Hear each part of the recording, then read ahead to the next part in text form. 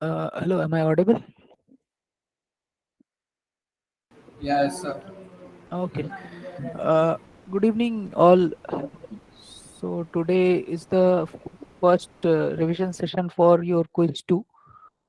And sorry, there were some problems with respect to the live streaming. So we will record the session for now and we will upload it later on YouTube, preferably by tomorrow morning, hopefully.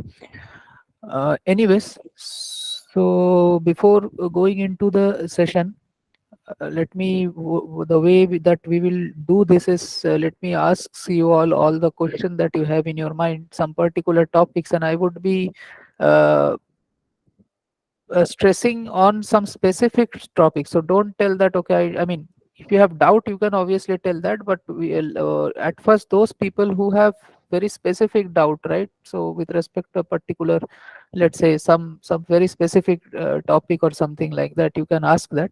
So we'll jot down all those points, we will clear all those doubts at first, and then we will see some problems that I had planned. And after that, you can ask the general doubts like, how does this algorithm works from scratch.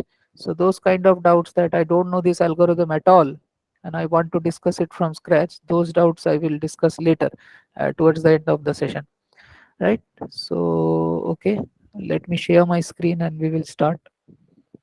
So today's session will be week 5, 6, 7, 8, or just 5, 6? Today's session would be 5 6 only. Okay. Okay.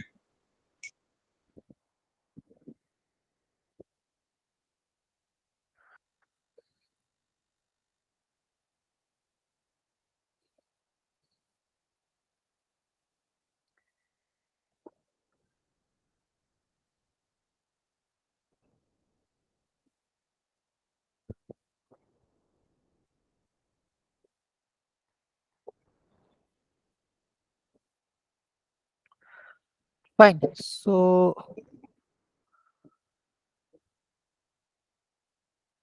let's start this. Yeah. Sir, I have confusion in order, post order traversal, sir, In order, post order, traversal. Okay. and pre order, sir. How to do that and how to build that everything.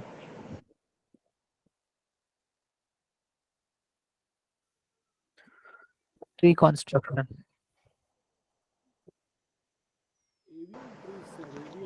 Sir, the tree construction based on in order and post order. Yeah. Also conversion. Fine, fine. Okay. AVL Uh, trees, sir, AVL trees. AVL tree is particularly in week 7. So we will discuss that in the next revision session. Okay. Okay. Greedy So algorithm, AVL tree, and your divide and conquer. These three topics will be discussed on Friday. And sir, Floyd-Warshall algorithm, sir. Floyd-Warshall, the whole algorithm or any doubt? Specific doubt? Sir, whole algorithm, sir. I Okay, have fine. only these two doubt from 5 and 6th week. Okay. so maybe one general thing is, in a tree, particular DAG, there's a shortest path and a longest path. So I think, typically more conceptual, like, what kind of questions we are talking about shortest path, what kind of questions we are talking about longest path, more conceptual, right? Because there are different two classes of problems. And Yeah. typically, how different algorithms work on these two types of concepts will be also helpful if you can cover that. Okay. Okay, fine. Got the point.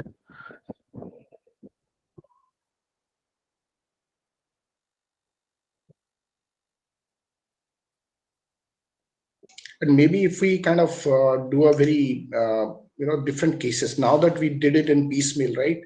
So if we say DAG versus non-DAG, and if it is a Correct. DAG, then weighted and unweighted, directed, undirected. If you kind of classify the problems, and if this is the method, then this is the approach, right? For example, in statistics, in after 1 and 2, we learned data is either categorical or interval. If it is categorical, you do this method. If it is Correct. categorical, interval, dependent, independent, right? Different combinations, right? So depending on the nature of the tree, or rather the graph, you apply certain methods. Now that we have covered all this, it will be kind of good to go Summary. back and look at that bigger picture. Then everything will kind of fall into the slot. So that way we know exactly when we see a problem that falls into that class of problem, then we know what method to use, and then otherwise it will all get messed up, right? So Got the point. Got the point. Definitely. Okay, we'll do that. Uh, Anything else? Min and max heap. Max heap. Any particular topic in heap that you want to discuss, or the whole heap concept? Because So that's whole heap concept. How what is the difference between min and max heap? How to write? see. Okay, the whole heap concept will not be possible. I mean, even towards the end of the session, I cannot discuss the whole thing, but I would discuss. Let's say, I mean, I will be very fast in discussing it, and I would discuss some points. But let's say if you have a lot of doubts and your fundamental is not clear, I would request you to watch the open session for week 6. Okay, week 5. Sorry. No, yeah. No, heap Okay. is in week 6, right? Yeah. So week 6. Go to week 6 open session. That there we have discussed it in slowly in If it, proper detail. so if it is possible, so if it is possible, can you just brief description about heap and difference between max and min heap? Yeah. I will do that. Do that. But Sir, I one will. Yeah. Go ahead. Go ahead. addition. Sir, in how we do the balance search tree, sir. In the balanced search tree, like how we turn left rotation and right rotation, that Uh, thing I am not able to uh, understand. that would be Week ABL 7. tree, week 7. So that is on Friday. Okay. Okay, okay, sir. Okay, okay. See, on Friday, the difficult topic would be ABL tree only. Greedy algorithm is very easy because, I mean, only three things are there in our syllabus, and uh, we preferably don't ask question out of those three topics. But maybe some question might come, one question might come, which is greedy and which is not out of those three algorithms. But mostly we discuss on those three algorithms. So greedy is very easy. The important part in next day's revision session would be ABL tree and the your this what do we call divide and conquer. Okay, so those two things are important. Sir, for paper, most question means how many question will come from week 4 to week 8? That is something, I mean, we even also don't know. So we create the question randomly, I mean, with this particular weightage, and then a random program selects the question. So we don't know what would be the weightage. It would be the weightage would be equal for all the 4 weeks. There is no difference in that. 5, 6, 7, 8. But in your end term, obviously more weightage would be from the last weeks, right? After the, so 9, 10, 11, 12, 9, 10, 11, 12, those 4 weeks would have large weightage in your end term, and other Sir, weeks week would have a, 1 to 4 will not come, sir. no. I mean, not in that sense. Maybe one or two question might come, simple BFS or For DFS. quiz Some 2, sir. quiz two only I'm talking about. Let's say one or two question might come regarding BFS, DFS, but not in that much detailed. Or let's say, yeah, everything of week 1 to 4 wouldn't come. Okay, weightage will be mostly on week 5, 6. 7, 8. No. Okay. Mostly means more than 70%, let's say more than 80% would be from 5, 6, 7, 8. Yeah, Okay. okay, okay. Sir, for end term, I guess we have only 9, 10, 11, right? Because 12th week is the revision week. I'm not. 12 is revision. Correct. Yeah.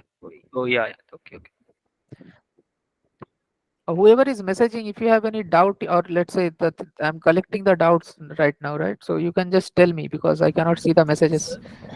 Yeah. Yeah, sir. Like beside of these topics, as your like in a flow to cover the important topics, right? So for the revision, you can go with that. Sorry, I didn't get what did you tell? Like as in the starting, you have told like covering the important topics. Yeah. I'm trying to ask or collect very specific doubts that you guys might have after completing the lectures and session Okay. before the revision. And then if you have doubt from the very scratch or fundamental topics, then we would discuss it towards the end, because that should have been cleared till now.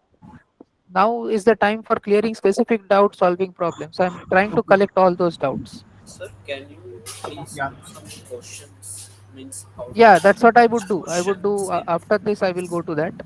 Like Uh, just wanna get the structure of important topics. Like that's it. yeah, I would do some questions, but Sir, do fine. you have No one collections? has. Yeah, You have collections of last semester question papers. If somebody has, then please post it.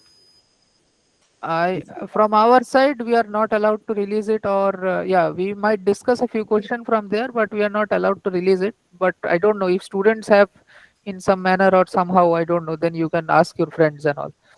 Okay. Okay, so yeah, fine. So we will go into the topics if no one else has any specific doubt. Anyone wants to say something? Any other topic? So, Yeah. can you give a overview, what about the Prim's and Kurzweil's algorithm? Like, not completely from scratch, like just like an overview or something. Okay, fine. Yeah, thanks. Sir, will you discuss more? So minimum spanning trees, MSTs. It comes over here only. Yeah, that's it. Sir, can you discuss more? Some more questions?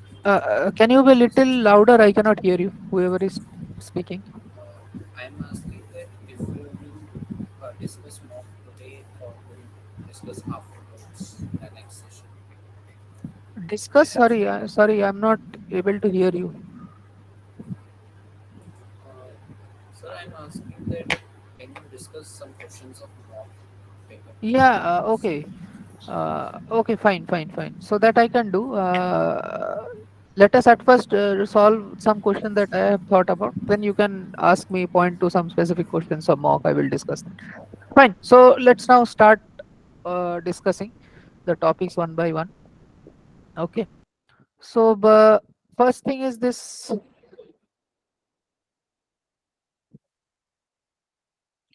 in order, post order, and pre order traversal or tree construction, all these things. So let us do that at first. So this topic. Okay. S- So let's take a tree. Let's take a random tree. Let's say. Uh,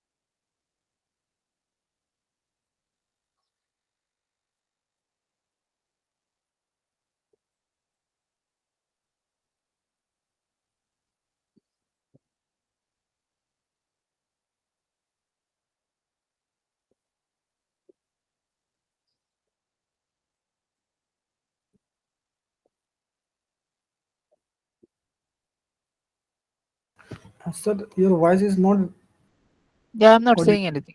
Wait. Oh, okay, sir.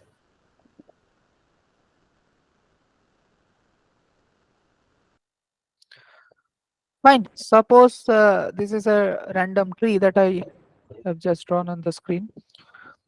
I hope the numbers are visible, right? Can you see the text and the numbers, everything? Yeah, so Yes, sir. Yes. Sir, Okay. it's a bit small. It's a bit small. Okay, wait. Okay, sir. Now it's Okay, okay, fine. So this is a tree, and Is this a balanced tree? No, it's not a balanced tree, right? I mean, I've just drawn it in a random manner, and but it is obviously a binary search tree, because we are following that all the left siblings are smaller and the right siblings are larger than that, right? So that rule is being followed. So every left element is a smaller element and the right elements are the larger element. So that therefore it is a binary search tree for sure. Now, the question of in-order, post-order, or pre-order traversal can be asked in any binary tree. Okay, any kind of binary tree can have in-order, pre-order, or post-order traversal. Now, what does this three traversals Look like? In-order traversal means that you will at first go to the left, I mean left child, considering the current node in which you are. You will go to the left child at first of that node, right? And you will explore the left child, and after that you will go to the current node, come back to the current node, and later go to the right child. So so particularly, if I have to print the in order traversal of this tree, right? If I have to print the in order traversal of this tree, what it would look like is, let's say my current node, it is 32, right?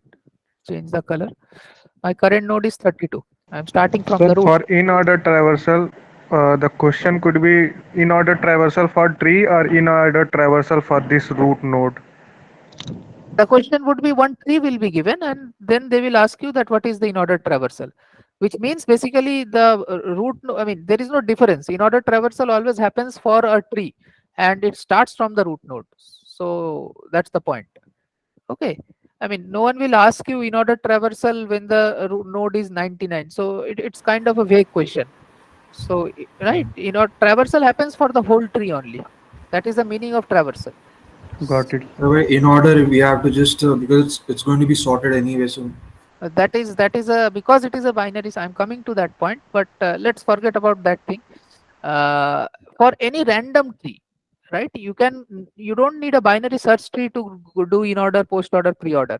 All these traversals can be done on any binary tree. But I have taken example of a binary search tree for a specific reason.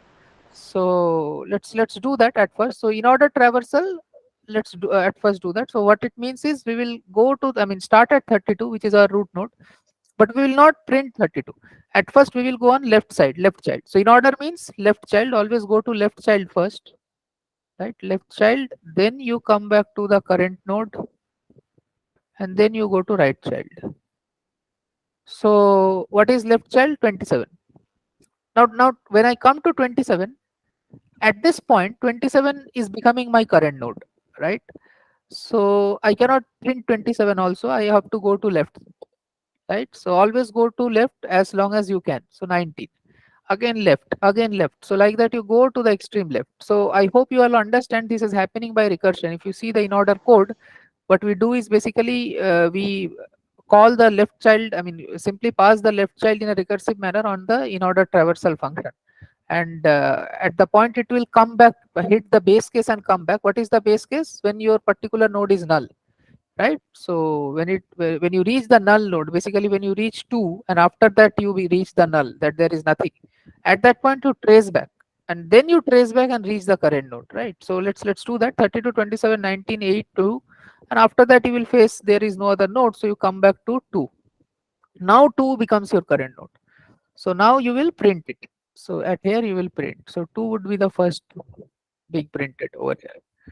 Okay. Now after 2 is being printed, now see what is the right child of 2. Because current part of 2 is done. Now right child of 2 would be taken care of. But there is no right child of 2. So 2's work is done now. So come back by recursion, come back to 8. So we reached 8, right? For 8 we have already went for this left child part, which was corresponding to 2. Now we are currently at 8. So current part is on 8. Correct? Now I will print 8. Printing will happen in this current part. So print. Now this is also done. And now I will go for right child of 8. The next thing. But there is no right child of 8. So for 8 also the whole thing is over. So again I will pop my recursion and come back to 19. right? Now 19, for 19 also same, left child part was done, so left child part was done. Now I have popped, I mean I have come back, I have after doing the recursion, my recursion has ended and I have reached back to 19 as my current position. So now current is for 19. Now again I cannot print 19 at first, sorry, since I have reached 19 now, so therefore I will print 19. Now I will go for the right child part of 19. So 19's right child is 24, okay. But now this becomes the current node, right? 24 becomes the current node. Can I print 24? No, because I have to check whether any left child of 24 is there or not, right? So left child of 24 is there or not. So yes, 24 has a left child, which is 22. So I reach to 22. Now 22 is my current node. Can I print 22? No.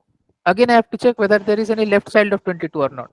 So is there any left child of 22? There is no left child of 22. Therefore, I can come back and say that, okay, now since left child of 22 is not there, therefore my this is the time I can print 22, right? So this is the current part now. So I print 22, right? Print 22, and then the current part is done for 22. Now the right child part of 22 has to be completed. So I go to find the right child part of 22. So right child of 22 is 23. Now 23 becomes the current node, right? Can I print 23? No. I have to check whether left child of 23 is there, but there is no left child. So I say, okay, now since there are no left child of 23, so now I can print 23. And now I will go for right child of 23. Right child of 23, but there is again no right child of 23. So you come back from 23 to 22. Done. Now 22 already we have done, right? We have printed, and right child is also done. So from 22 to 24 we will come back. And 24 left child part was done. Now I mean now I've completed the left child part, so this first part corresponding to 24 is done. Now I am currently at 24, so now I can print 24,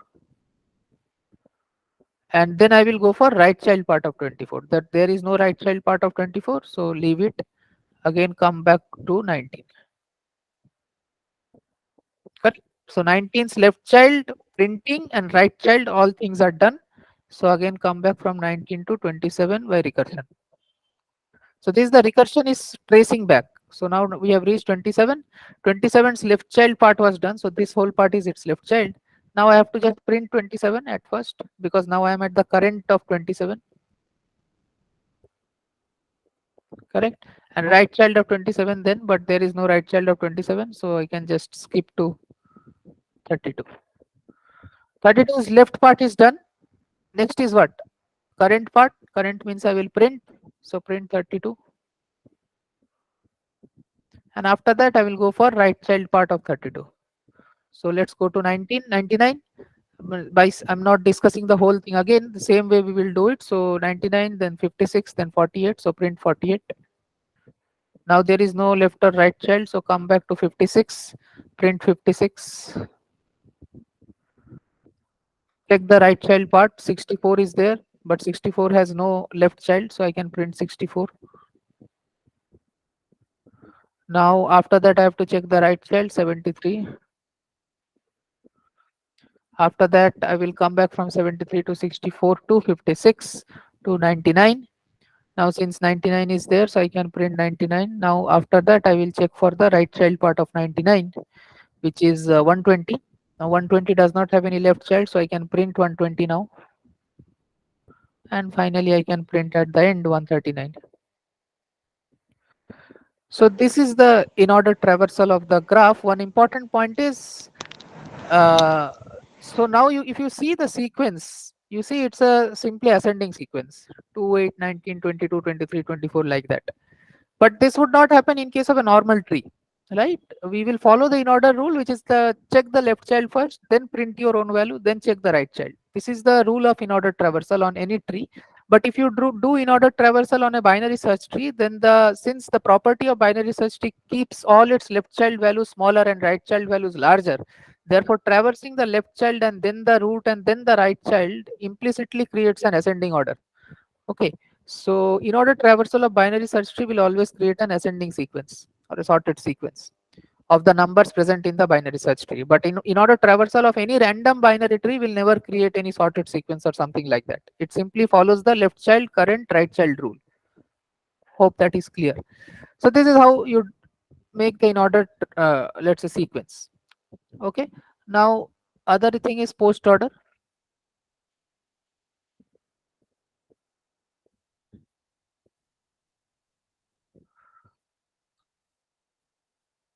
And post order rule says that at first you go to left child, then you go to right child, and then you go to current, I mean print the current value. Okay, so this is the rule for post order. Now again, if I do the same thing on my this tree itself, let us see what's the post order then. So left child, so 32, 27, 19, 8, 2. So 2, I will print 2.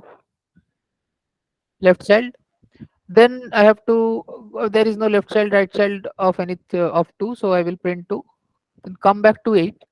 Now for 8 we have already checked 2, which is its left child. Now is the turn for right child of 2, but there is no right child of 2, so now I can print 8. So print 8. Then again come back to 19. 19's left child part is done. Now I have to go for right child parts. Remember, in case of in order, we printed 19 itself. So as you see, after 2, 8, 19 was printed. But here I cannot print 19 because now I have to check the right child at first. So I will go to 24, right? And accordingly, again 24's left child I will check first, which is 22. 22 has no left child. So I come back to 22. But I cannot print 22 because I have to check the right child of 22 at first. So which is what? 23. Now 23 has no left or right child, so I can print 23. Okay, so this is the rule. After you print 23, you come back to 22. Now 22's both left and right are explored. So now I can print 22. After that, I will go back to 24, whose left child part is done, but right child part is yet not done. So we will see. But there is no right child itself. Therefore, I can print 24. Come back to 19. Now both left and right child of 19 has been explored. Therefore, I can now print 19, which is the current part of 19. Come back to 27. Left child part is done. Now I will go for right child, but there is again no right child of 27. So now I will come for current part of 27, and therefore I can print 27. And then come back to 32. I cannot print 32 because left child is done, but right part is not done. So go to right. So 99, let's go to 99. Accordingly, we will go left 56 and then again left 48. Now print 48. Right, go back to 56. 56 left part is done, right part is not done. So we will see the right part at first. Unlike in order, we cannot print 56. Now I have to explore right child at first. So right child we get 64. 64 does not have any left child, so I will not print anything now. I come back to 64, but I have to at first check the right child of 64 before printing it. So I will check the right child of 64, which is 73.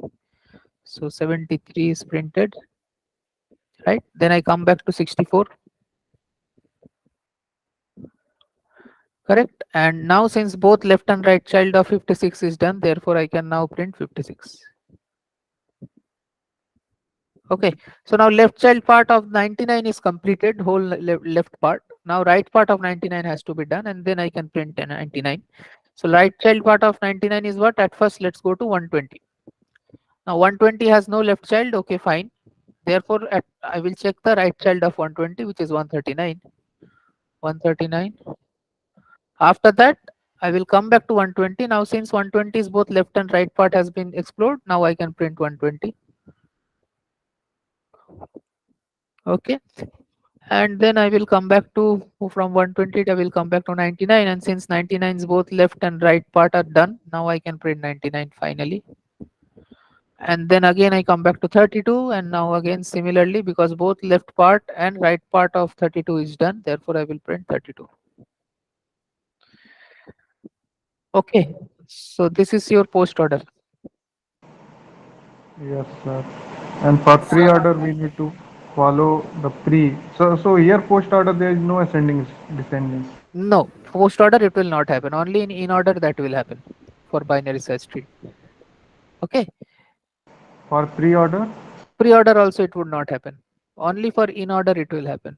Now see, the idea is it's very intuitive. Why it's happening? Because you are only in order, you are checking left child, then current, and then right child. In a binary search tree, always the left would be least, right? The parent would be somewhere in the middle value, and the right child would be the largest value. So now if you simply see them from the above, from right, if you look at them from top, then you basically see a minimum value, then you see a middle value, and then you see a larger value, so which is basically like say 269, something like this. Sir, in post Correct. order, Yeah. so always root node is at the last. Correct. Okay, sir. Because in order to print the root node which is at the current like this, I have to first complete the left and right part of the root node. Now the both completing both left and right part of the root node means what? You are your whole traversal of the tree is already done, only the root node itself is left. That's when you print the root node at the last. Okay. Pre-order. So for pre-order, what is the order? Right, left, and center. Pre-order, it's at first you print, then you go for left child, then you go for right child. Okay, so as So how do before, we get the first we have tree to from the given the order? How do we I'll get come the to that.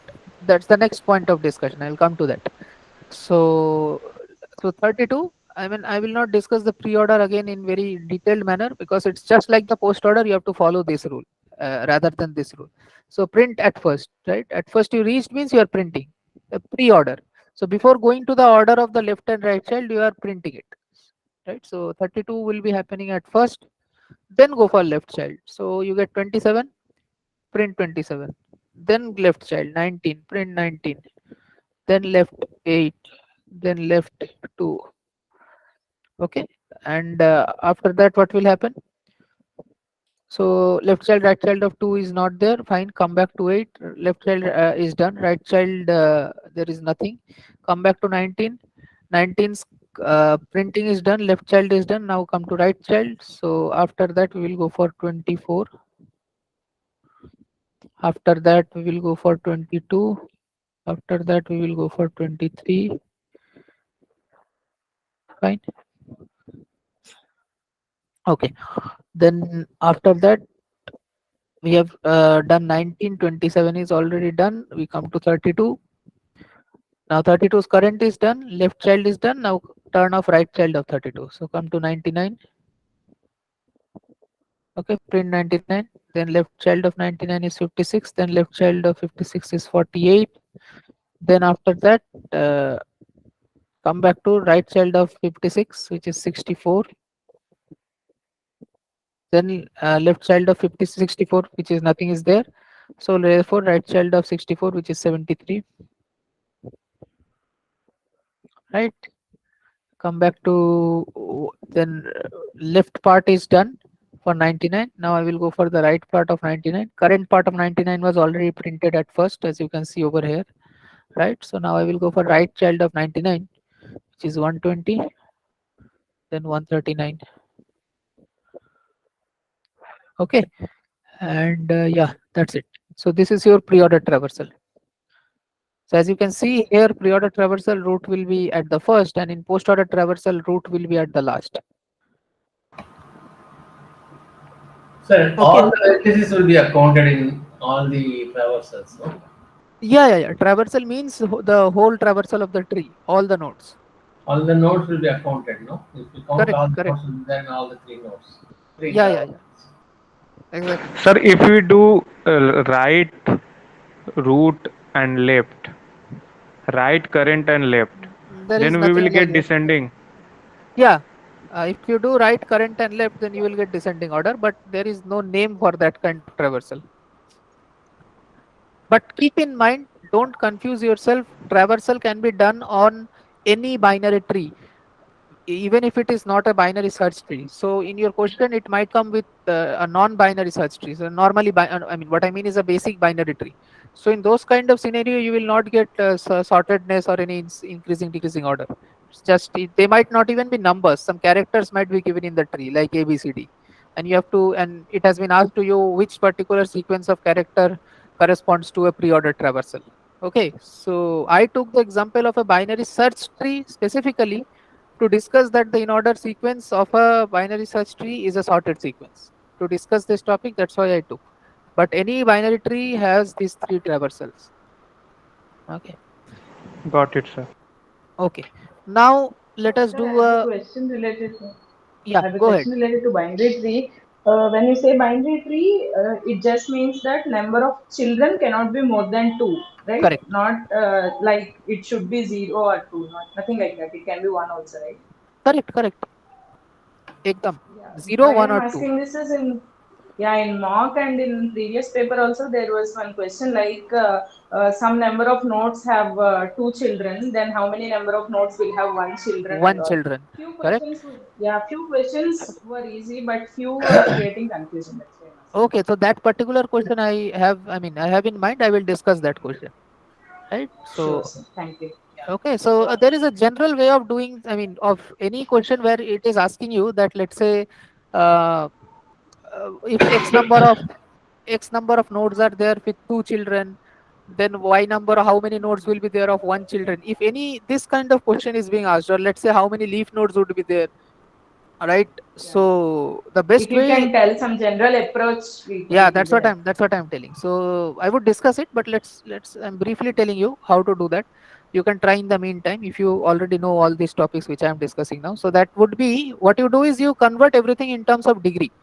And so what we say is, let's say, uh, a binary tree, those particular nodes which has, let's say, I mean, basically, let's take any binary tree. That means it can have zero children, one children, or two children. Correct. Now those node which has zero children, that means what? The leaf nodes, only leaf nodes are Leaf the nodes. ones which has zero children. So what is the degree of a leaf node? I mean, now convert in terms of graph knowledge, right? So what is the degree of a leaf node? Because it's a leaf node, it is only connected with One. one other vertex, correct? Yeah. So therefore degree of a leaf node is 1. Okay, fine. So 1 into, let's say there are x number of leaves. So, or let's say L number of leaf nodes. So 1 into L Okay. is the total degree summation of all the leaf nodes.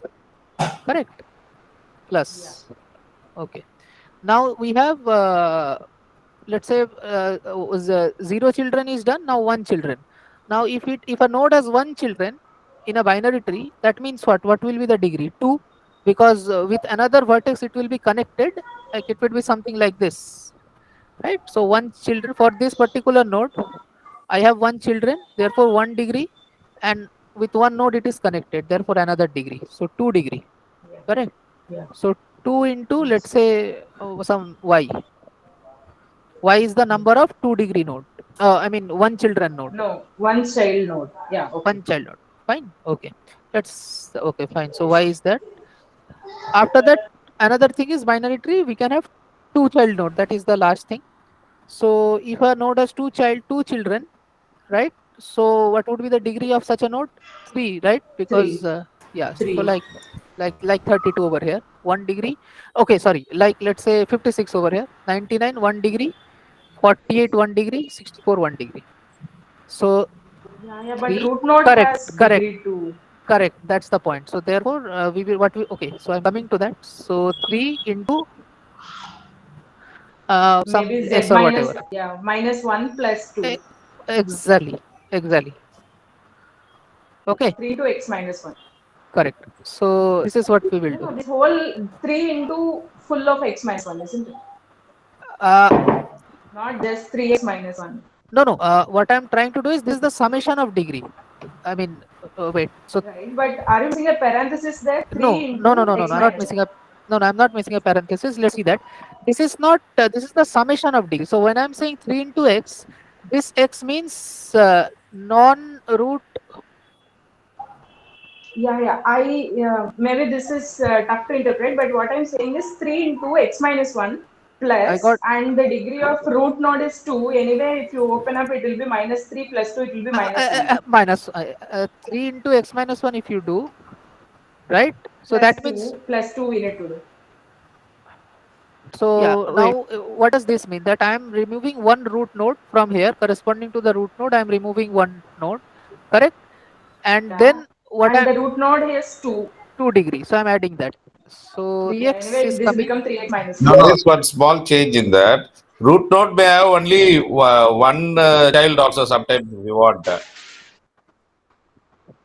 Sorry? Is it necessary that root should have two children, sir? A root can actually be either in that Y No, or L. One node also it can be there. This thing is taken care of. I mean, so in the question it would So be what Rajalakshmi madam is telling 3 into x minus 1 will not come. in the question it would be mentioned that this, I mean, the number of node is more than 2. Okay, I mean, in the question always it will be mentioned in this kind of question that the number of nodes will be more than 2, because, or let's say in the question itself it would be stating there are 21 children node. If someone is stating there is 21 children node, right, and it's a, let's say, halfly balanced binary search tree, or let's say normal binary tree, then there would be 2 children for root. Okay. So you can take that into consideration. I mean, that's taken that. Okay. So the proper way to understand that equation is, first we take x as non-root, not non-root, just having 2 childs. This minus 1 may be from the y. I mean, if the root has y, then the root will contribute to minus 1 there. Or if the root has 2 children, it will contribute to 1 minus 1 there. Correct, Maybe correct, right. from any of the case. Any, I mean, your interpretation or what I did, I mean, earlier, it's the same thing. I'm just, I did a step jump. That's it. I got it. So, This right? minus 1 is because root might have included in y or root might have included in x. Both Correct. the cases, somewhere we need to delete that extra inclusion. Okay. Exactly, right? So now this is the general equation for this thing. Okay, now this is what? This is the summation of degree of all the nodes in the tree, correct? Because a binary tree will not have anything more than 2 children. So 0 children, 1 children, 2 children.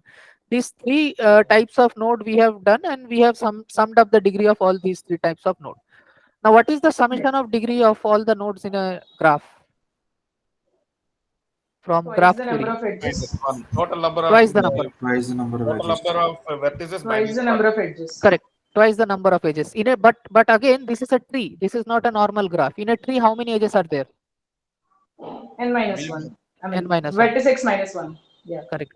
So what is n over here? That is total number of nodes, right? L plus y Plus x, right? Minus 1. Right. So so this is the minus 1. So this is the whole, I mean, your twice into L plus y plus x minus 1. This is a whole thing. Okay, so let me No, the check one bracket thing. should be at the last digit. Okay, yeah, correct. N minus 1.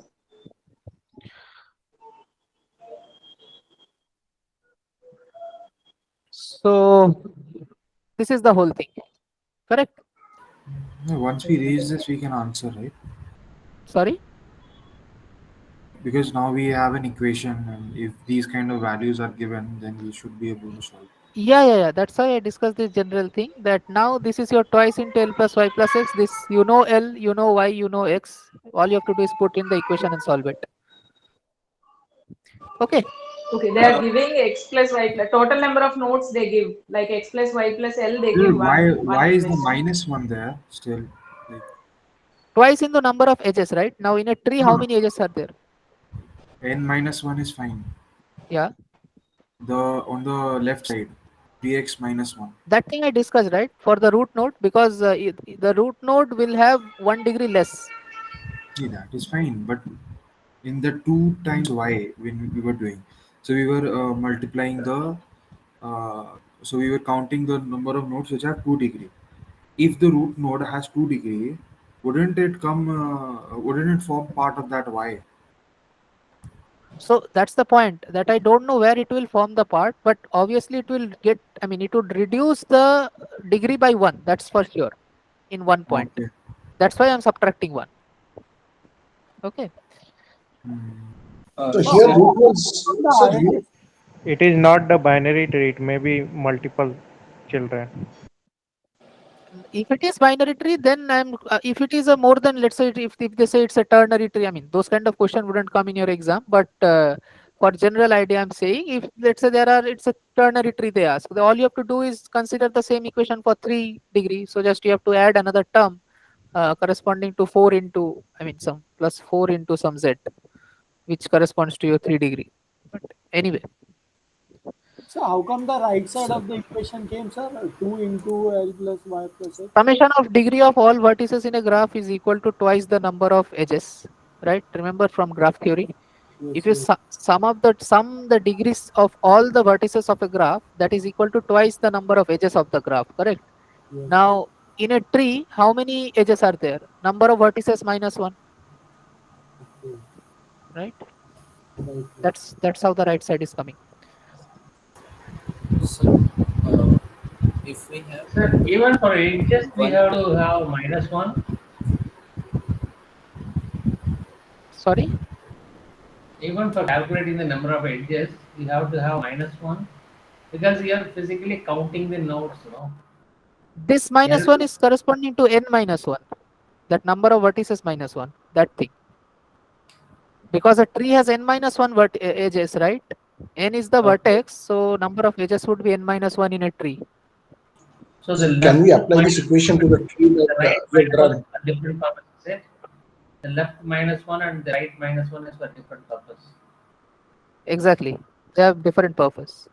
If you just revisit what we discussed when I was writing this whole thing, you would understand what I meant. Right. Okay. So quickly you can apply it to the tree you have drawn, so it will be very clear. So we can count clearly how many leaf nodes, we plug it in the tree you have drawn on the picture. It will be very Okay, clear. fine. Let's do that. But okay, I will not do that. That's your job. So, Just to understand the concept, sir. Otherwise, we will also calculate, no problem, sir. yeah, I would request you to do that because I have other topics Class also, is right? not running on YouTube. Sorry? Sir, if, this class is not streaming on YouTube. I know. I told it earlier because there is some issue. I would upload it by tomorrow. Okay, I'm recording the session. I hope it is getting recorded, right? Let me check. Yeah, it's getting recorded. Okay, sir. The 15 nodes are there. Sir, that we have to do. Sir has to explain something else. Sir, will proceed, sir. Yeah.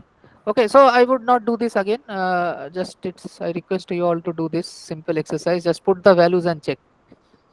Okay. Now the more important part with respect to in order, post order, and all this thing is to create the tree back from the sequence that we have got. Okay. So mostly this kind of question might come that they have given you the sequence and they want the tree back. One of the option would be the correct tree, and that's what you have been asked to select. Now there is a very important point. Uh, in a normal binary tree, right? In a normal binary tree, you need two sequences to create the tree, to reconstruct the tree. And out of those two sequences, the in order sequence is absolutely compulsory. So you need the in order sequence compulsorily along with any one of the either post order or pre order to create the tree back from the sequence. I am repeating again, in order is compulsorily needed. Along with that, you can either give me pre-order or you can give me post-order. Any one of them I need along with in order to create the tree back. Without in order, I cannot do. If you give me post-order and pre-order, I cannot create the tree back. I need in order For any binary tree, right? For for not any base, binary not tree. PhD. Yeah, for any binary tree, for a random normal binary tree. I need in order. Along with that, I would need any one of them, either pre-order or post-order. Okay, but for binary search tree, I don't need in order. Why? Because in binary search tree, if the elements are given, not the order, but even the elements are given to you, you know that the in order is definitely the ascending order.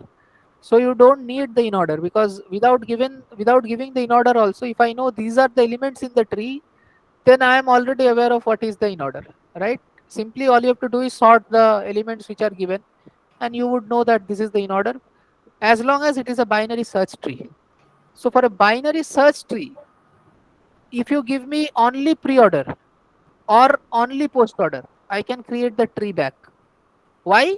In order is needed. Obviously, in order is needed, but I don't need in order given to me explicitly. By looking at the pre-order, I will have all the elements. or by looking at the post order, whichever one of them has been given to me. I can look at the elements and I know that okay, if I just sort these elements all together, then that's the in order. Okay, so that is why I can do it from any one of the sequence, either pre-order or post-order. So for a binary search tree, tree reconstruction can be done by checking only one sequence, either pre-order or post-order. But for a normal binary tree, where I don't have the sortedness idea, therefore I would need two sequences. One of them is compulsory, and that is in order. In order is compulsorily needed. Along with that, I need either post-order or pre-order. Is it clear? So that's okay, sir. But in the search tree, once we know the root, that is, if it is pre-order, we know that the root is the first one. Once we have the root node and its binary search tree, then directly we can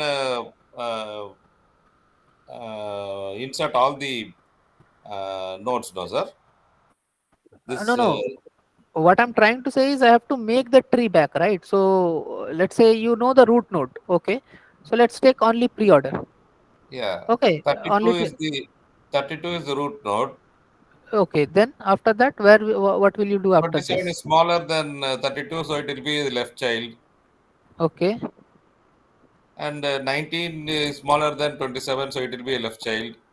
Okay. 8 will be smaller than 19, so 8 will be left child. 2 is Okay. smaller, it will be left child. Okay. 24 is smaller than 27, but bigger than 19, so it will be the right child. 27, 24. Okay. So this is happening because this is binary search tree. Now Yeah, let you us are see telling that. always, no, sir. Binary search tree, it is not required, only pre-order is required. Correct. That's the point. That's why So, I was saying. Yeah. so there is no special thing required, no, sir. Yeah. Yeah, If it but is like only the root node is we do not know. Only if they give the root node, then the entire thing is normal insertion of Insertion. elements. You need to have the elements, and you need to obviously because they need to give you all the element, right? So if they give you the elements and you know the root, or let's say you know the pre-order, I mean any one of the order, or let's say element along with the root node, Even without order also, if the you root can is do. known, then You can do that that. order itself. So there is no question of pre-order or post-order, no, sir. These are Correct. the list of elements, and this is a binary search tree. This Root is the node. no root node. That's all. No order. Pre-order and post-order is not required. No. That's fine, but that's a normal tree insertion problem. I'm not talking about that. I'm talking about if the question asks you in a statement like which statements are correct. This kind of MCQ question, and they ask you how many sequences are required to create a binary search tree. Right? You write one or two. Like in this kind of question, you should write the correct answer. That any one sequence will tell me what the tree looks like. Given any one of the sequence, I can know. That's why I said that point, because if it is not a binary, but your point is correct, that is like tree insertion problem, that is fine, that is not that's not I'm discussing, but that is the correct thing. But what I'm laying more stress on is given a non-binary search tree which is not a binary search tree, then how can you create, right? In that kind of scenario you need both, either in order along with either pre-order or post-order. But if it's a binary search tree, any one of the order will suffice to Also, create. sir, if No, order also traversal is given, then how will we know that it is binary search tree or binary tree? It would be mentioned. It would be mentioned. no, Okay. even sir, Okay. even if you for this particular case, if we they have not told it is a search tree, binary search tree, and they have not given in order. With only post order, we will not be able to come No. back with the tree, sir. No. If it is not a Because binary search tree, no. Why? Because you don't know the sortedness idea. You are putting this 24 is lesser than 27 and greater than 19. That's why it should be in the middle. How are you getting this idea? Because if it is not a binary search tree, then there is no idea of it is greater than this and lesser than this, and that's why it should be placed here. This whole thing is coming because it's a binary search tree, no, right? but this left child, right child, and print with that is also an order, no, sir. Like for example, if this post order is given and we are not told it is a binary search tree, can we not get, so like 32 is the root, that will be the printed last. So that 32 will come, and then before that your right child will be there. So 99 will be the right child of 32, but and like if it's not a BST, we do not know if we are organizing in a particular order, right? Is That's it what I'm correct? saying. Till when will you stop the right child list? right? You don't given know in that. number of, yeah, where to stop Yeah, the right exactly. child, we don't know, right? So after 39, we will not know 56 where it will go. That is what you are telling, no? 139. Correct, correct, Yes, correct. yes. You don't know where to So, end it, right? You so that's why technically, you need the in order. Yeah, so if we swap the values 99 and 27, it will not be a BST, but it will be still a binary tree. Right? You just for argument's sake, if we swap 99 and 27, yeah, everything else remains the correct. same, right? It will be disqualified. It will not be a BST. It will still be a But it's a binary, binary. right? Because binary means it has two nodes, max child, but it violates the property of a BST because now the values are not sorted. So maybe Correct. in our course we discussed BST too much. The properties of what is a binary tree, what is a BST, what is a complete, what is balanced, unbalanced, right? I think those properties are important and Yeah, those things are there. But let's say now, since you all know now that how to write the sequence, if there is a lot of doubt, so let's create a non-binary search tree, and you will see that, Yeah, that will right, be, that yeah, we very cannot good. do it. Sir, So I will how not to change anything. use in order to explicitly state this, means to create this? Sorry, how to? Means in binary search it is clear to how to use in order, but in non-binary search how to use it.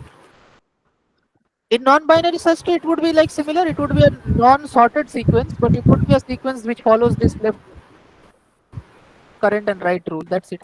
So if you take an example, let me change this 30 to 42 to some ABCD value. You'll understand what I mean. Okay, So, okay, I will right. wait.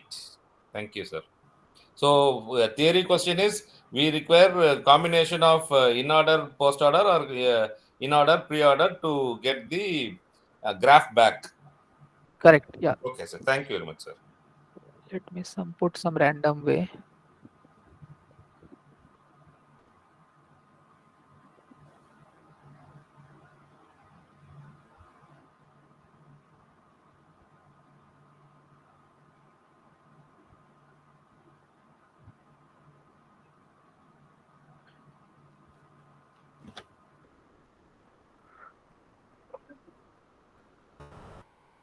Twenty-seven is H. Don't erase number, just write above it. Otherwise, you all get the idea anyway. That's why I have to erase. But anyways, 19 is, I think, D. 56 is J. 120 is N. 39 is O. 64 is K. 73 is L. 48 is Y. 24 is B. 22 G. 23 is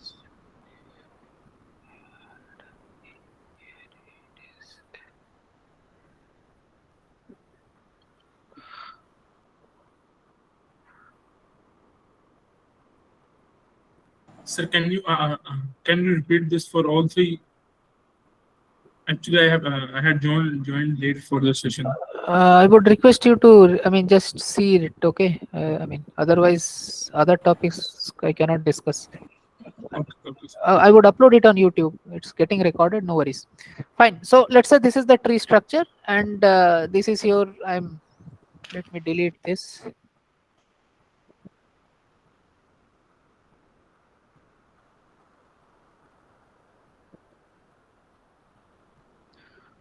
As you can see here, it's not a sorted or anything. But it's an in order sequence. How it's an in order sequence? Because left child, current, and right child. This philosophy has to be followed, right? So if I start from the root node A, so left child, left child, left child, left child. E is the last left child, so I would print E. Then I would print. I would come back to F, and then I would print F, because after left child I would go for the current, which is printing, which is F.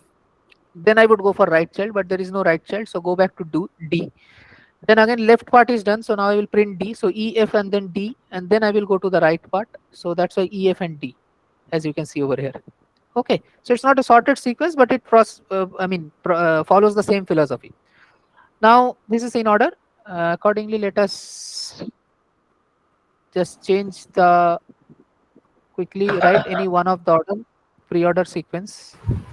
Sir, but Sir, why in this G in comes order, ahead of where E? to get this root node? Sorry, I couldn't hear you. Can you repeat? There is a lot of noise. It's from this in order sequence. How to identify root node? In order sequence, you cannot identify root node. That's why you need either pre-order. That's the point that I'm telling.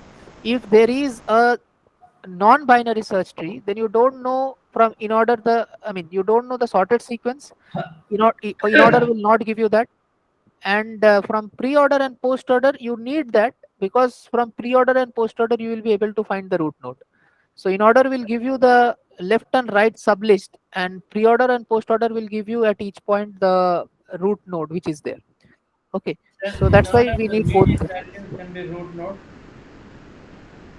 Sorry, In the in order traversal, the median node can be a it's root not node. correct. How can you? So how, if you are not sure, right? Which one would be the root node?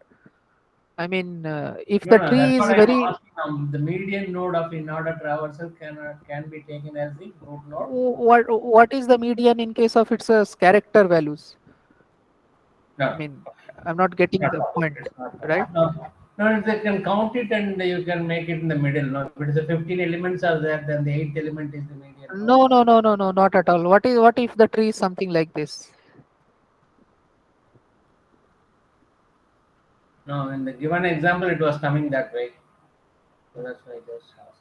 Now, if you see, A is the root node, but the Uh, median, what will the median be? Median will something like B or something like that would be the median. C, yeah, maybe F. I don't know.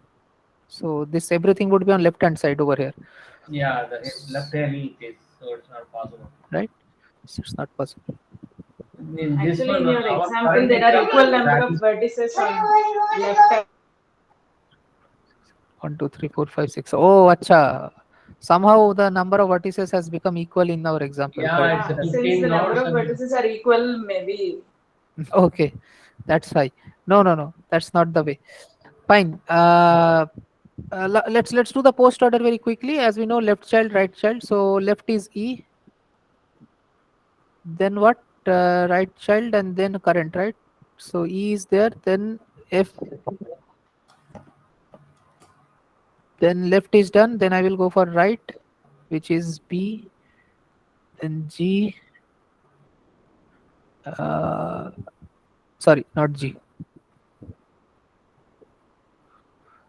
B's left child is G, then left child, then right child C, then current G, then come back to B,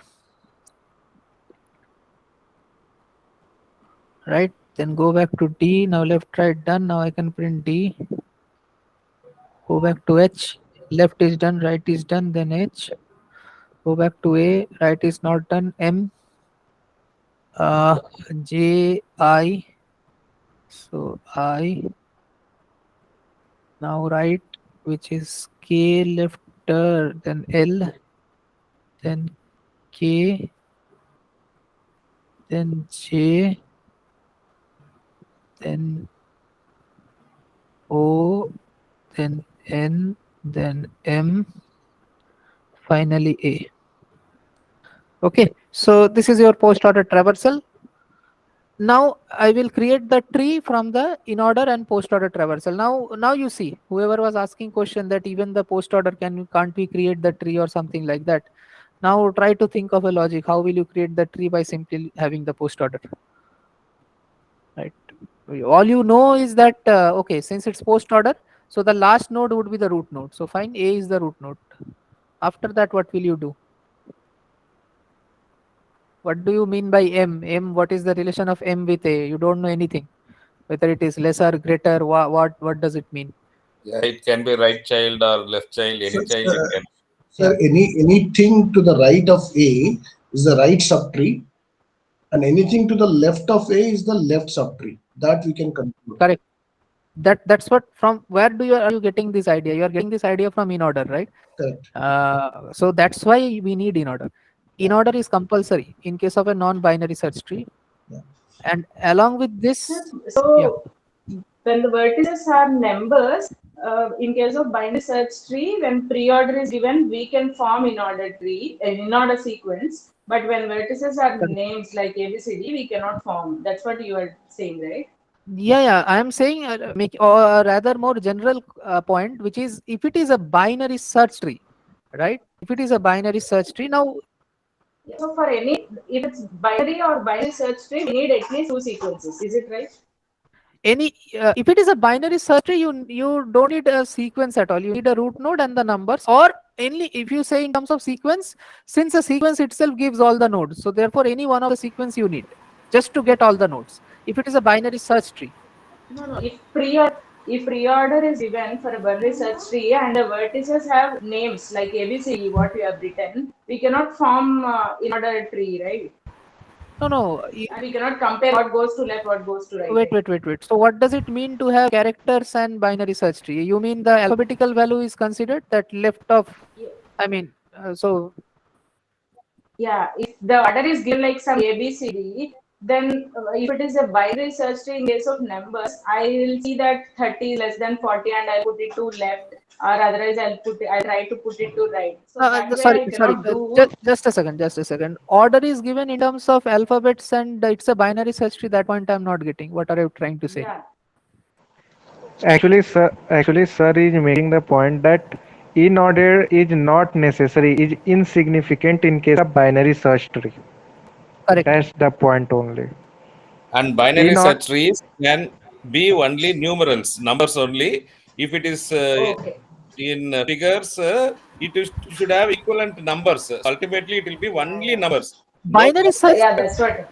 Means definition is that, right? It means left child is lesser, but where is the concept of lesser and greater coming if it is not number? I mean, you can So, consider it as lexical. We can the order we can consider, right? lexical. Yeah. I'm coming to that. So you can consider lexical thing, but I'm not doing that, right? It will be a binary tree. Yeah, that is separate. But if you consider a lexical binary search tree, like A should be, I mean, on the left child of B and C should be right child of B, like that, then that is a separate issue. But that's not what I'm discussing here. Okay. Okay, sir. So this is fine. So this is the sequence. Now how will we create the tree if these are the numbers, or I mean these are the characters? Yeah. A we can put. So M will go to right or left. We have to decide. Correct. So how will we do it? So we will start from the divide and conquer, sir. Like so, A we did it, and we have to do a recursive algorithm. Anything to the left of A, we have to again. So let's see that. Let's see how to do that. So we will start from A because A is the root node, right? We know that in post order traversal, the last node is the root node. So that's how you know A is the root node. Now, if post order is not given in the question, pre order is given. So then how to proceed? First one. First one. Yeah. Right. So first one would be starting would be a root node, and now what will we do is in pre order we will start from here and go in this direction one by one node. If post order, in pre order, if it is pre order is given, then you will start from here and go in this direction one by one node. What do I mean by going in this direction? I'm coming to that. So because root node is at last position, that's why. Yeah, exactly. Wherever the root node is, since in post order it is at last, I will consider the last position and I will come towards the left side. And in pre-order, I will consider the first position because this is the root node, and I will go towards the right side. Now, what do I mean by go towards the right side? What does it mean? It means that I will first take A and put it as the root node here. Okay, done. Next step is I will consider M. Okay. Now, if pre-order would have been given, then I would have considered whatever number is, whatever character is here. So I will go in this way. So now here I will go in this way. So I will consider M. Now, once you take M, you see where M is located in the in order. Only these two orders are given to you. Okay. So now you see where M is located in the pre-order. In order. You see M is located here and to the right of A. A is here and M is located to the right. Okay, so put directly M over here. After that, I will go to N. Where is N located? N is located right of M. Okay, so directly put N here. Where O is located, next is O. So where O is located, right of N. So right of N, put O. Then where J is located here, which is right of A, but it is left of M, right? So right of A but left of M means what here? Correct. So here we will put J. Then K is after J but left of M. So right of J but left of M means only this position is there, which is K. Then L is right of K but left of M. So right of K, left of M, therefore this must be L. Then I have I. Okay, I is where? I is after A but left of J. After A but left of J, so here. Correct. And H. So likewise, left of A, so H. Fine. D. Where is D? D is here. So here. Then B. B is between D and H. So that means here. Then G. G is after D but left of B. After D but left of B. That means here. C is after G but left of B. After G left of B is here. And then F is here. And E is last here. Okay, so we will proceed in this direction. Take one by one node and we will see where is the relative location in the in-order. If pre-order has been given, you start from here, put it as the root node and then proceed one by one, take one by one node and check where is it in the in-order. Right? So the order in which we will proceed to create the tree So back is left right will be same as in order, no? It will not get reversed. nah, in order is same. One Means for important point. pre-order, Yeah. we will not reverse the order, no? What do you mean by reverse the order? Pre-order means yeah, we will go Left right, sir. correct. Okay, in that sense, yeah. Wherever is your root node, you start from that direction and stick to it. Okay. So here Means it's a root. if pre-order we got A and M, so we will put A as a root and M as a right. It would Right. be same thing. Same thing. You if you draw the pre-order sequence. By the way, tell me the pre-order very fast. So A would be the pre-order means I will directly write the node right at first current. So A, then left which is H, then D, left D, F, F, E. E. Then you come back to right, B. then you go to B, G, C. Then you go to A, Then M, J, C, M, J, E, I, sir, that is? Yeah, M, J, J, I, K, L, N, O.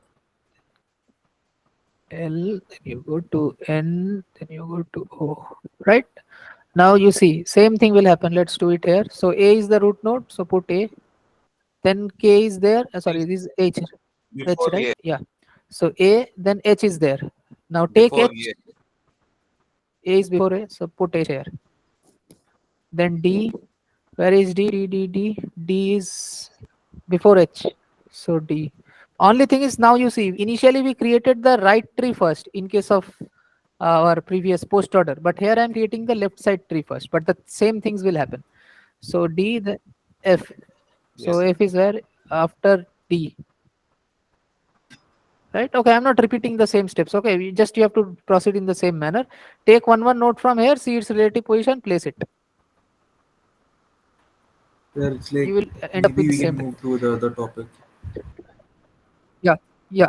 So this is done. Okay. So you got Now Question for binary search tree, you need only proposed order or pre-order, right? We don't need in-order.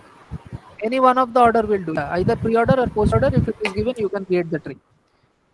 Okay. Even if we So know the telling root, something we can draw it. No, even if we know. Yeah. Yes. So when you say any one of the order, then we may again confused if in order also will do, but that's not the case. Any one of pre or post order will do, right? Yeah. Either pre-order or post-order. Yeah. In order alone is not sufficient. No. I mean, in order alone in the sense, because if it is, I mean, if you want to create the tree back, okay, in that case you need either pre-order or post-order. Any one of them you would need, because in order is, I mean, you know it is the ascending order, so that's why you don't need. If you have the elements, you know the in order already, right? Actually, you need two sequences only. Any tree reconstruction take two sequences. One is in order and another is any one of the other order, reorder or post-order. But the thing is, in case of binary search tree, implicitly, if you have all the elements, you know the in order. That's why you separately don't need to have the in order given to you. Any one of the pre-order or post-order sequence, if it is given to you, then you would already know the pre-order is, sorry, in order is just the ascending order of all these numbers. So then you get both the sequences and then you can create the tree back. Essentially, any tree reconstruction, whether it is binary search tree or binary tree or whatever, implicitly you need two kind of, I mean, two sequences. One is in order and other two, any one of the other two. But the thing is, in binary search tree, you don't need the in order given to you explicitly. That's the point. Okay. So one question is now full mark for everybody. Yeah, I Guaranteed. hope so. This is a practice assignment question, sir. Already it has come. Week 6 practice assignment question 5. Okay. Okay. That your theory question you are told, no, sir? That one. Oh. Fine. So another question, that degree question, I think I discussed. So I have already discussed the main points, the formula also. All you have to do is put the value and check it on any one of the problem that might come. I think one of you said that in mock one of the question is there. So that's your exercise to apply that in the mock question and do it. Fine. So next topic is longest path and shortest path use cases. Now this is I would discuss at last because it's kind of a summary kind of thing. Prims and Kruskal overview. Now, with respect to your exam, let us discuss a few important points first with respect to some MCQ question that might come for Prims and Kruskal.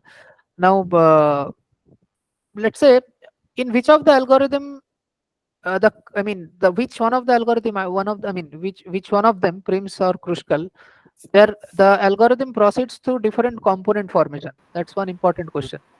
Kruskal. Kruskal, okay. In which algorithm we will never encounter cycle creation if we use heap? Use heap. Kruskal, I guess. Kruskal cycle will not form? Yes, sir, because in this is a component, then we check whether we have added or not, I guess. That's why. You're always adding the edge with the minimum cost, right? I'm telling in which one of the algorithm, if we use heap, we will not encounter cycle formation. That's the question. In both the algorithms. No, Kruskal's algorithm, if you use, what will how do we do Kruskal's algorithm? We basically pick the minimum weighted edge, right, all the time, and we I guess yeah, min heap and अगर use करेंगे तो correct. If you use min heaps in Prims, then we will not form cycle. Why? Because Prims algorithm proceeds through one vertex. So if you have one vertex, then you grow with respect to this vertex only. using right? the minimum edge weight, whatever. Using the minimum possible values in the Sir, heap. but how will we But use heaps, sir? what is the week 6 whole thing is about using heaps in Prims. Watch the lecture or the live session. That's a basic fundamental topic. Okay. If I have time, I will discuss at last, or else I would request you to watch the open session. Prims algorithm, using heap in the Prims algorithm is the main part of week 6. But So main anyways, thing is remembering everything. yeah. So fine. Sir, in Kruskal, let me just look quickly and how Kruskal need works. There is a lot of noise on your side. I cannot hear your voice. Is there a fan or something that is running?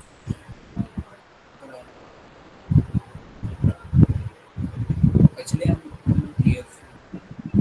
Sir, can you give an example why crystal will not work in using heaps? Yeah, not heap. My question was cycle formation, where cycle you will not encounter cycles being formed where you are using a heap. See, in Prim's in Kruskal's algorithm, are you using a heap at all? At first, tell me that. When I'm telling you heap, then it's obviously a direct guess to Sir, the what is answer. the exact question I'm not getting? Means in both cases, if it minimum spanning tree, we will we will not get a cycle, no? We will No, not form no. cycle. Obviously, cycles are formed. The thing is, we eliminate the formation of those cycle. How do we do that? We check that whether it forms cycle or not. How do we do that? I mean, let's say in Kruskal's algorithm, how do Visible we it do? is there. For Visible it is Kruskal's, there. we check component, we Correct, grow and check component. correct, correct. We check components, right? That's what I am meaning. In Kruskal, we have to explicitly check that whether both the vertices belong to the same component or not. If we are not checking that, then cycles would get formed, right? But in Prim's algorithm, if we are using heap, do we need the visited thing? I mean, do I need to check visited? I mean, if I visited the node at first or not. If I'm using heap in Prim's algorithm, you don't need the visited dictionary. You simply, because every time you do extract min, that particular vertex is taken out of the consideration. So therefore, we will not come to that vertex again. Fine. So if Correct. so again, if you have doubt in this topic, refer to the open session of Prims. I have discussed this topic. So in So Prim's when you algorithm, say heap, we are storing the edge weights in heap, right? correct, correct, correct, correct. Edge width corresponding to the vertices which we have encountered till now. Now, whenever you are picking up one vertex and you are moving that edge away, that means that vertex will not be reachable again. If that particular vertex has already been visited once, we will not be able to reach that vertex again on the heap itself. And since we are not able to reach that vertex again on the heap, therefore cycle formation will Okay, not happen. when you visit a vertex, you are removing all its values from heap. Yeah, yeah, yeah. I mean, you are doing extract min, right, for that particular vertex. So that means it's removed. Extract means what? It's not there at all. So you will not get it in further iterations. That's how it is, Okay. right? So you don't need the visited dictionary if you are using heap. That's what I mean. Okay. So the But question was, component will be used. Component dictionary will be used in Kruskal. that is separate. Yeah, that is in Kruskal. In Kruskal, we are not using heap. We are using union find data structure, and that is basically using the component dictionary, and therefore we have to check that in order to, I mean, remove cycle formation. But in case of prims, we do not need anything, any visited or any component or anything. We don't need anything at all if you are using heaps. If you do not use heap, then you need to check the visited. If it is visited or not, then only you will add that edge or I mean, to inhibit cycle formation. Okay, sir, got. Fine. So one thing is important with these 2 points are very important. The first is this cycle formation. The second is which algorithm grows in component different disconnected component fashion, which is crucial. Okay, and okay, another thing is the tree formed by Prims and Kruskal, the minimum spanning tree formed by Prims and Kruskal algorithm. Is it always the same, or can it be different? If Can distinct, be then different. It same. can be different. It If can be different. distinct, if the all edges edges distinct, it can be unique. Yeah. So if Yes, all sir. the Distinct edges will give unique. Yeah, because distinct, if a graph has all the s as distinct values, then obviously there is only one minimum spanning tree possible.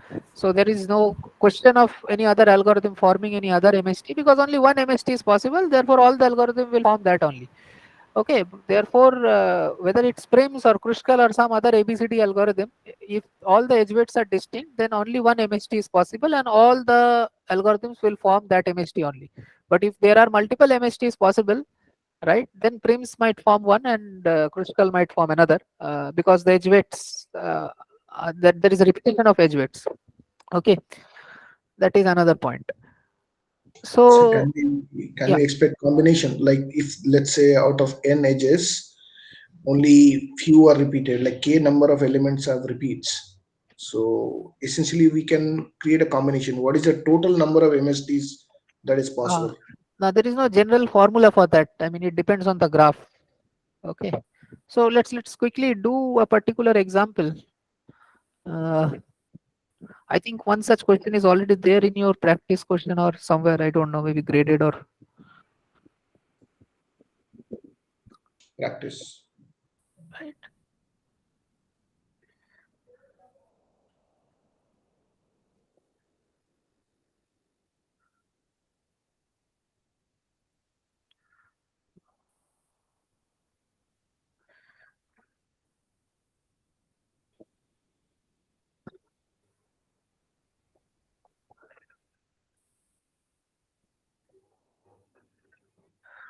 Fine. So this is a graph, as you can see. Now the question is that to two parts. First is what should be the value of x? 5. We Value of, discussed it We just already. discussed this in Yes, sir. yesterday's Already previous session. discussed, sir. okay, already discussed. When did we discuss this? In practice session or? Yesterday, No, TS in session. yesterday's previous Yesterday, session. yes, sir. Okay, fine. That's why before saying the question, how did you guys tell the answer? Okay. Sir, So maybe for sir, people who didn't join sir, yesterday, you can thank you. That sir, is please recorded, right? explain, sir.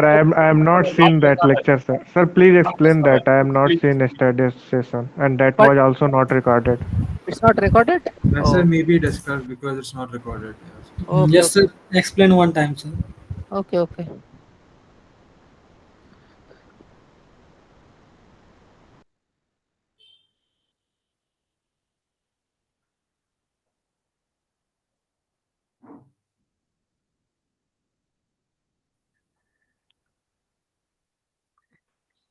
Okay, so this is the graph, right? Now the thing is, what should be the value of this x, right? What is the value of this x if we want to have maximum number of minimum spanning tree, right? The question is asking you what value should you put in this x variable, sorry, x edge weight, so that the number of minimum spanning tree possible is maximum. So how many minimum spanning tree would be, I mean, what would be that maximum number of minimum spanning tree and what would be the value of x, right? That's the question. So how to do that? Think about it. See, all I want to do is I want to have multiple options when I am trying to create the MHT. To how to solve this kind of problem is, I hope the question is clear, right? That I want to put some value in x, any value that would give me multiple, I mean, that would give me maximum number of minimum spanning tree. Whose obviously, if it is a minimum spanning tree, all of them would have the same weight, but there would be different edges in that minimum spanning tree, in different versions of that MST. So let's try to think about it. So how to do that is, let's apply crucials. Basically, let's try to form the MST. So you can see one would be taken at first. So CA, this would be the first step, right? Whatever be the value of x, let's at first do this. CA would be the first step, and then AD would be the second step because it is 3, next minimum value. Okay. Now these three vertices are connected. B and E has to be now joined with A, right? Now I want to do that in such a manner so that I have maximum number of possibilities of MST. See, if I would have put x equal to 1, then C, A, E, these things, this would be the tree structure, right? I mean, undoubtedly these things would happen if x would have been 1. So CA would be 1, AE would be then taken care of because both of them are minimum value 1 1, and then the minimum value is 3. So these I have taken. So these three things are there, and along with that, now I have to just add B. So if I want to add B, I have two options available, either adding this edge or adding this edge, right? So it can be either B or it can be the other way around, right? A, E, C, D, B. So there are two possibilities when x equal to 1. Two MHTs are there, right? So if x equal to 2, you can accordingly test the same thing would happen. Again, it is 1, so I would pick 2, and then 1, 2, 3, and along with that, this 4 or this 4. Only the edge, I mean, overall minimum spanning tree weight will increase by 1, but the same two minimum spanning trees would be there. So for x equal to 1 and 2 both, I have only two options, right? If x equal to 3, what will happen? Again, same thing, right? But these three edges will obviously be there. And I would add 1 4 here or either 1 4 here. So for both 1 2 3, I have two options, two MSTs, right? Anyone has doubt in this? Whoever who did not get it, No doubt, sir. We are getting, sir. right? So three possible 1 2 3 x equal to, if it is 1 2 3, you have only these two MSTs possible. Okay, I mean, forget about the edge weights. This should be the structure. Now, if x equal to 4, now you see, if I put x equal to 4, how many possibilities I have? If x is 4, Then CA is fine, it's done. Okay. Now if I have 4, then I can take either this one. So if I take, let's say, this one first, B, and then I can take this E4 first, because this X is 4 now. So I will add this 4. So this is one possibility. Or I can take C, A, D was already there. Or I can take, let's say, this 4 first, correct? And then I have to take this 4, E. Again the same thing, right? Because I cannot take this 4 because it forms a cycle. So anyway, again there are only two possibilities. Same thing. So both for x1, 2, 3, 4, I have two possibilities. But now if you do it for x equal to 5, what happens? Check how many We possibilities will will you have. have two possibility for 4 4 and two possibility for 5 5. So Correct. 4 possible answer. Yeah. So now if x equal to 5, this how will we form? C, A, and D, right? It's done. Now what will we have? I will take 4, right? So I can take either this edge or I can take this edge, right? I can take either here or I can take over here, any one of them. So let's take this one, B, and another one would be C, A, B, and D, right? These are the two possibilities. Now the next node, what I have to add is E. Now same thing for E again, I have this edge is also 5 and this edge is also 5. So corresponding to this version, I can take two ways, two paths, right? And for this version also I can take two paths, right? In this path I will consider DE, in this path I will consider AE, DE, AE. So as you can see, I have two possibilities for both these things. So 2 into 2, I have 4 MSTs. Okay, 4 MSTs are possible if I have x equal to 5. So that's the maximum count. If I have x equal to 5 as the value, then the maximum number of MSTs are possible for this given graph, and that maximum number of MST is 4 and the value of x is 5. Okay, I'm doing it a bit. Sir, Yeah. how to determine that when we have to stop this trial and error? When we have, When we have to stop this trial and error? okay, it's not actually quite trial and error, but it's in some sense it is trial and error, but it's not like that. This is kind of intuition. So see, if you, Actually, if we increase x is equal to 6, then it would then not be you considered will, all anytime, because only DEH will be always considered. So you would have yeah, only three or two options, two right? options. Right. So And I will, after So that we can can we say by form a intuition that general thing that after that uh, we will not increase. right. So if you put So x equal to 6, that is, but that is particular to this question, that if you use a value which is larger than 5, then anyway that edge will never be used, so right? if Because 5 is included, no? sorry, Is 5. equal to 1, 2, 3, 4, and 5 also included in that. Yeah, 5 is the answer. In case of 5 only, the maximum MSTs are possible, right? No, x is equal to, yesterday it was discussed and it was told that one less than or equal to 5. That was the final answer. No, no, no, no. If x value of x, if it is 5, then the maximum number of MSTs are possible, and that maximum number of MST is 4. Okay.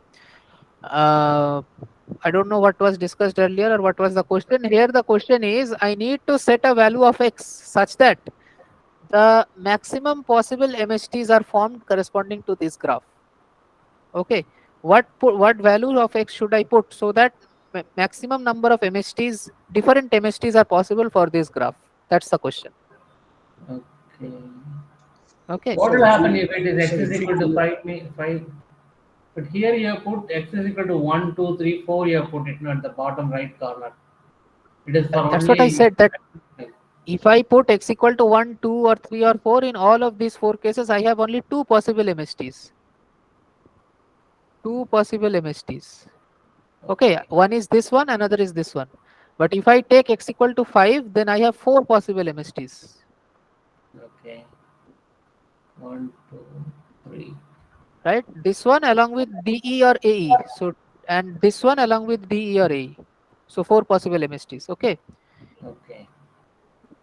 Okay. Right. Thank you, sir. Okay. So the best way to think about it is if all the edges, right? The edge weights are the key in my dictionary, and all the edges are elements, right? So the way to look at it is when there are multiple edges, then you know that it's going to create combinations, right? And Correct. when we are Correct. doing when you're doing MST, we're starting from lowest. Let's say we have sorted the dictionary by the whatever the key value is ascending order. So we have one element in the key weight equal to one, right? Then there are one element in two. So when there is singleton element, no combinations, right? Correct. The combinatorics, we have to think like what we learned in stats one, right? So when there are multiple edges having the same weight, That's where you so have to think that right, where I can put the value such that I have multiple possibilities. that means if I multiply the cardinalities of those sets, the multiplication is maximized. That Yeah, is the yeah, goal, right? yeah. So that you have multiple possible MSTs, which means you have multiple possible combinations with the same weight, right?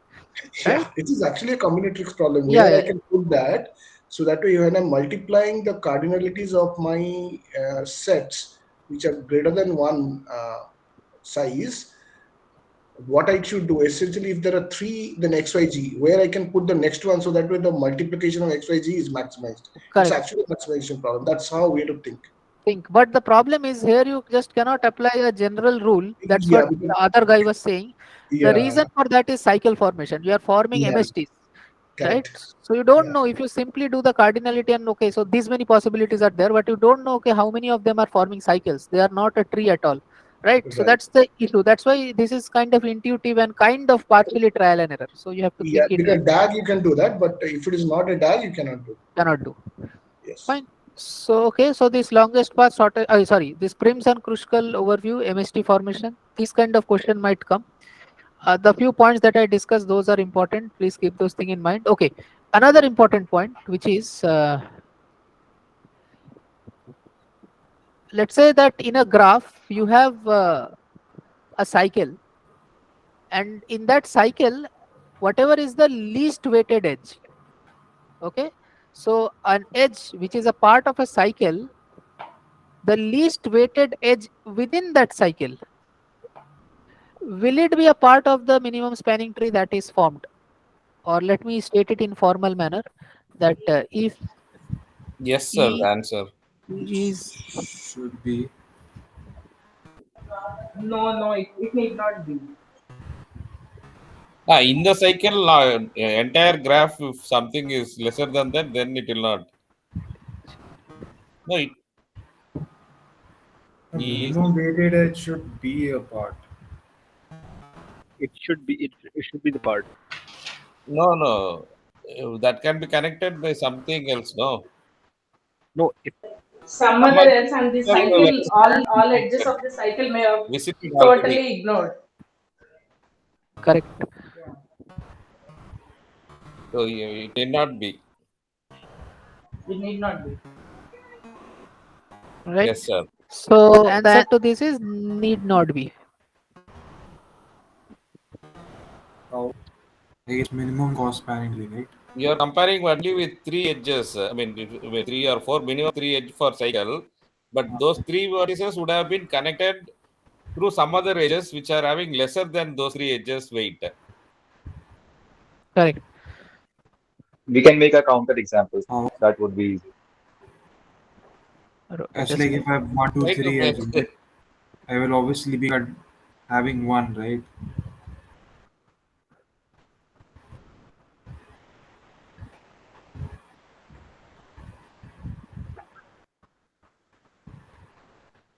what should I write here? if E is the minimum weighted edge Graph. in a Correct. dash, it will be part Graph. of the MST. Graph. Yes, in a graph. Now just read these two sentences, you will understand. As already pointed out by some of you that those three, let's say E is minimum weighted edge, but it is in a cycle it is minimum weighted. Now it might so happen that the edges, the vertices which forms that cycle, those three vertices are connected by some other edges which are of lesser value. So that whole cycle is not considered at all. Okay, so if you Okay. So fine. We're take bypassing that. something like this, okay, Easy. let's say 2, 3, 4, right? But let's say there is some other vertices or edges are there somehow, I don't know. You're given really big, small numbers. All one you have to give for edges sir now. Yeah, correct. But anyways, All are one. right, That's all. something like this. So as you can understand that I can connect all of them, but I will not consider either 2 or 3 or 4. I will always take the 1 1. With these three vertex are getting connected all with this 1 1 edges. Right. So 2, 3, 4, 2 was the minimum weighted edge, but I'm not considering that. But if I make it in the graph, so in the whole graph, it is the minimum weighted edge. So that obviously we will do that because in the first step of Kruskal's algorithm, we pick the pick the edge which is a minimum weight, right? So that edge will always be considered. So these 2 points are also important. Okay. So we are looking at a cycle which is a subpart of a bigger graph. Yeah. Then it need not be the case that the minimum is a part. Correct. Otherwise, if that cycle itself is the whole graph, then obviously the minimum will be a part. Yeah, not also cycle. What I mean is in any graph, normal. So if you can make it a component, that will be interesting because there are some isolated component and there is a cycle within that. Now there is a cross edge. Yeah. So then one of them, the minimum one, has to be part of it. If that is a special case. Yeah, that's a special case. What is the answer to this question? It was said no, I didn't get it. Maximum, I mean, if there are only 2 vertices, then maximum, minimum, all are same now, sir. Sorry, if there are only 2 vertices. No, that's a separate. That's a special case. I'm talking about general case. If E is a maximum weighted edge in a cycle of a graph. Oh, cycle I did not. So the answer is no, sir. No. Sir, it may or may not be, sir. No, it will definitely not be. This is not may or may not. It will never happen. Never. Yeah. Because you always have a cheaper option, right? Smaller ones. Yeah. Yeah. Yeah, if at all we want to touch Sir, that why, cycle, sir? we have Sir, it other is in options. cycle max. No, it need not be max in graph. Yes. Fine. It need not be max in the graph. But the thing is, if you have, let's say, a cycle, whatever it is, I don't care. Let's say 2, 3, 4 only. Will I ever consider this 4? Even if I have to join these 3 vertices using these edges only, I will always consider these 2 edges, right? Yeah, true. Right? These 3 statements are very important. Just keep in mind these 3 statements. It might come not only in our quizzes or question, but let's say those of you who are preparing for GATE or something else or some other maybe. These 3 questions are very important. Very important statement with respect to graph and this MST and all of this. Fine. Okay, so MST and these things are done. This is at last I will discuss. Now let us discuss some other problem. These are general Floyd-Warshall heap also I will discuss at last. Now let me take one Dijkstra example. Okay, before going to Dijkstra, important point. Sir? Yeah. Sir, can you do a problem with Bellman-Ford? Okay, fine. Sir, But some time complexities, sir, for this. Time complexity for what? Various various algorithms. Yeah, so that is already discussed, right, in the open session. Do you? I mean, all the things are Okay, discussed. I thought division session we are revising, no? So I thought we would do that. No. That I want to clear the doubt parts first. That you can just refer if you want to do that, right? You have enough time now, so you can do that. Uh, Anyways, so one important point is with respect to another statement between Bellman-Ford and Floyd-Warshall. So that is the ith iteration. The let's say the I mean some kth or ith. What I mean is a general iteration. So let's say the ith iteration of Bellman-Ford. What does that mean? So when I get, let's say, the path formed by Bellman-Ford in the ith iteration, what does that path You means are in terms using of so many number of edges only, sir, to reach that particular various vertices. I number of edges, right? I number of edges to visit from that to any other edge. Vertex, I mean any other vertex. vertex with, but This that is for Floyd-Warshall, isn't it? no for Bellman-Ford. That's the point. This is very important. Bellman-Ford,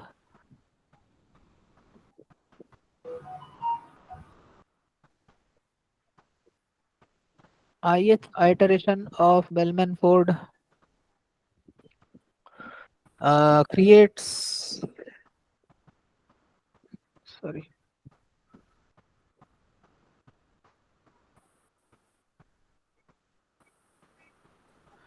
uh, minimum path, minimum possible path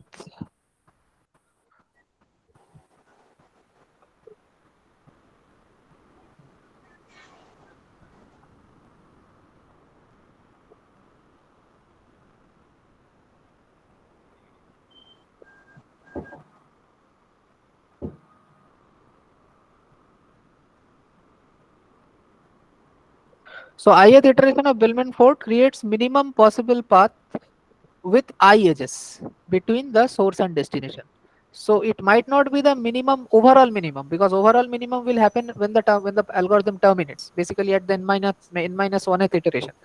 But ith iteration, when you are at the middle in ith iteration of Bellman-Ford, at that point whatever path you get to whatever vertices, that is the minimum possible path length to reach those vertices from the source vertex, right? By only considering I number of edges. So let's say by considering I number of edges, you have, when I say I number of edges, it's not I, it means I or Less, less than I. Yeah, less any than that. I or less than I. So any, if you have I or less than I, you can use any number of edges lesser than or equal to I, and you can come up with multiple paths to a particular vertex from the source vertex, right? Among all those paths, whichever path is the least weighted one, that would be given to you by the Bellman-Ford ith iteration. Okay, so the ith iteration of Bellman-Ford creates minimum possible weighted path with I edges, with at most, sorry, with at most I edges So between. one question here. Can the Bellman-Ford algorithm stabilize before the last iteration, that is the nth iteration? Yeah. Bellman-Ford algorithm, mainly you can run it n minus 1 times if you want to just get to the answer. The stabilization, if there are no negative cycles, then the stabilization will happen at the n minus 1th iteration itself. Can it occur before n minus one iteration It stabilization? it may happen if, let's say, if basically if All the edges are equal weights, then it will happen, no, sir. yeah, but what I mean is, even if it is not so, it might happen when basically that means what? That means all the vertices which you have, they don't need all the, I mean the whole path it does not need. So n minus 1 edges it does not need. Even by using lesser than n minus 1 edges, you can reach all the possible vertices, right? Okay, That's that kind of scenario. okay. A complete graph. Oh, that is not a. No, it depends on the values, depends on many other things, right? We cannot generalize it. Okay, let's now come back to the other important point, which is the difference. Now, Floyd-Warshall, right? Ith iteration of Floyd-Warshall. I vertices between source and destination. Exactly. So this point is very important and the main point of difference between Bellman-Ford and Floyd-Warshall. So ith iteration of Floyd-Warshall considers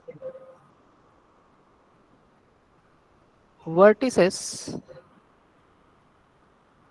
let's say from 0 to I minus 1. Considering 0, I am saying I minus 1. If you start vertex numbering from 1, then you can consider 2i. So basically, it doesn't matter however you want to interpret it. So the ith iteration of Floyd-Warshall consider vertices from 0 to I minus 1 as possible intermediate steps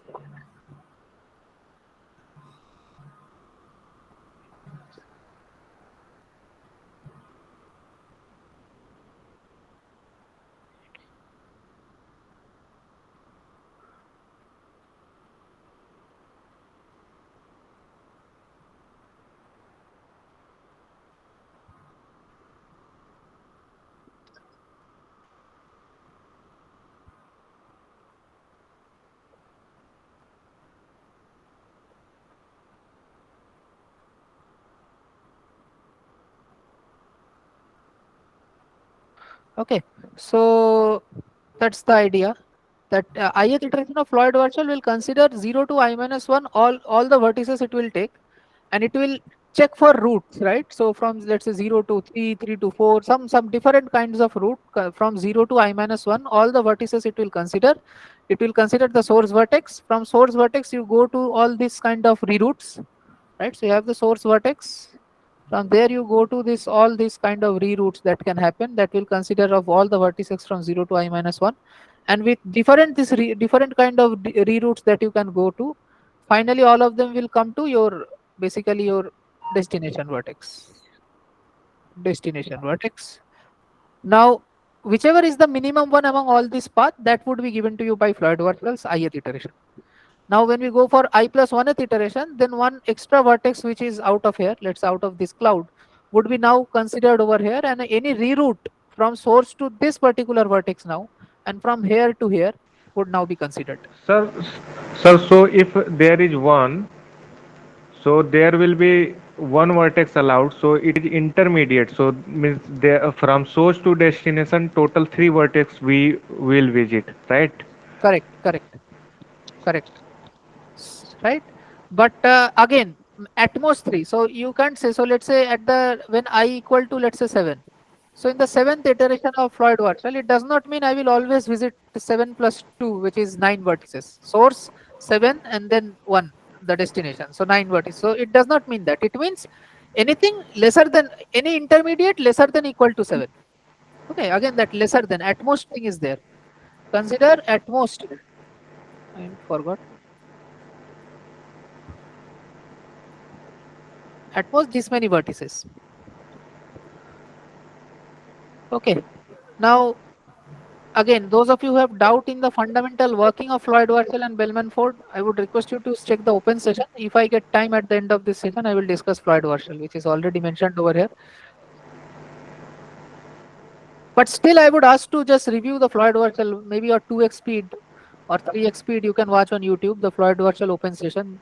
I mean, Yeah, but like just one thing, like in the TA session, one comment was there which was actually pretty good. That Floyd Warshall, we are just doing Bellman-Ford for each vertex. I kind of disagree with that.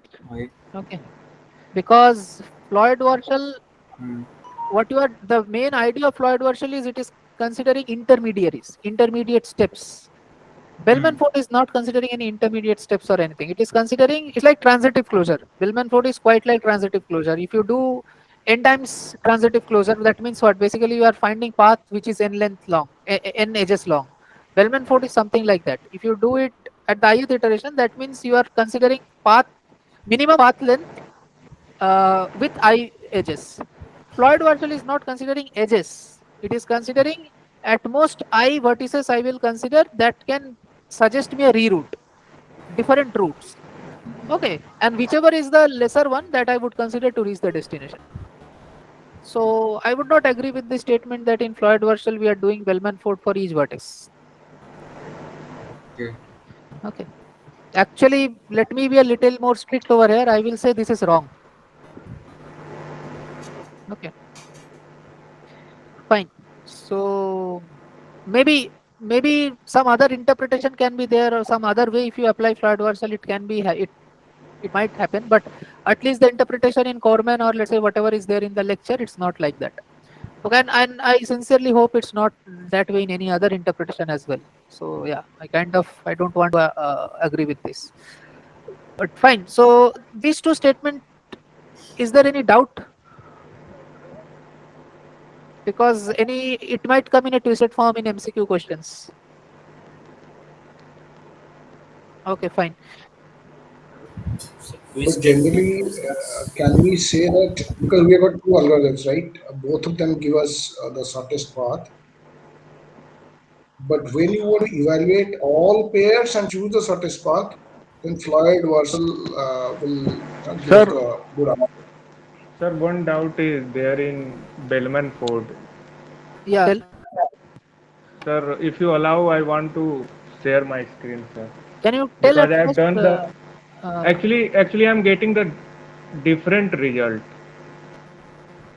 Means I have run the code, but you said the ith iteration gives I number. Means the slide the table that was mentioned on the PDF, my table is getting different from running the same code. Bellman-Ford, I don't think any table was mentioned in the PDF. Uh, Floyd-Warshall table was mentioned. no, one table was created for all iterations. Yes, sir. In the Sir, which professor PDF also are you created a table how the iterations are happening. If you allow, I will share. Just a second. Oh, Bellman-Ford, right? It's in week 5. I have This is actually created the table from the link also and put it. okay. Just a second. This table, right? Yes, sir. I have created the same table using the Okay. same algorithm Bellman-Ford, but I am getting different result. Okay, fine. So So this table was indeed complicated, but I got it on 4 or 5 attempts. So that's why I wanted to ask this, ask how to implement it.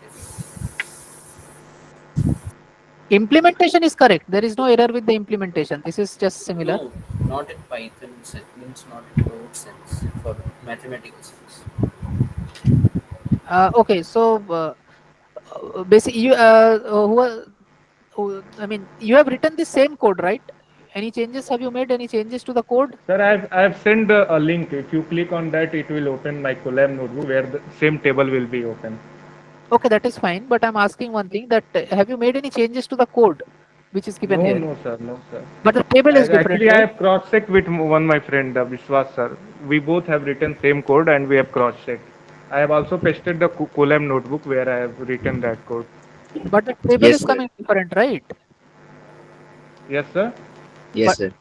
okay, fine. Then there must be some error in the table over here. I don't No, think no, there there is is. big difference, sir. If you allow, there is big difference. Means that iteration means the concept that you told that ith iteration that concept gone actually. Just a second. Okay, so let's see this. Okay, just a minute. I would come back to you. Uh,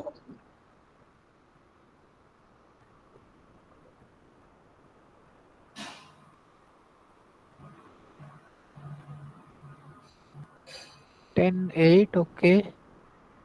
After here, you're going for next iteration.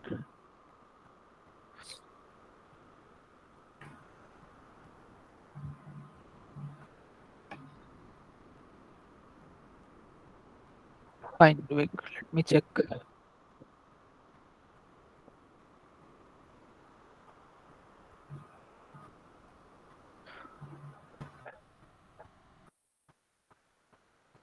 So is this the Checking whole thing, if you can point out where exactly is the number But wrong your screen in is the not different. visible, sir.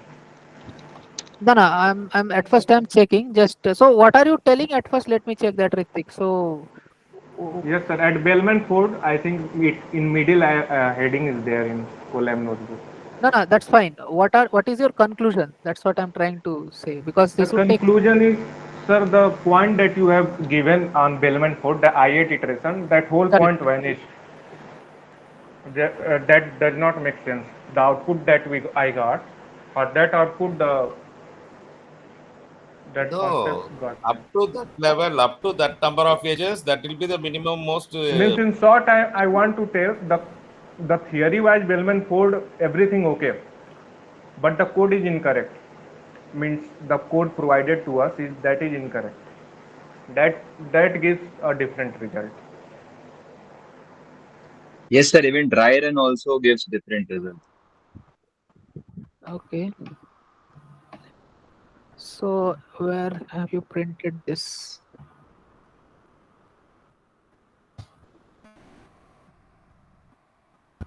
Sir, if you open my Colab notebook, there I have formatted very well, sir. You can Yeah, I've see. opened it. I've opened it. Just a minute.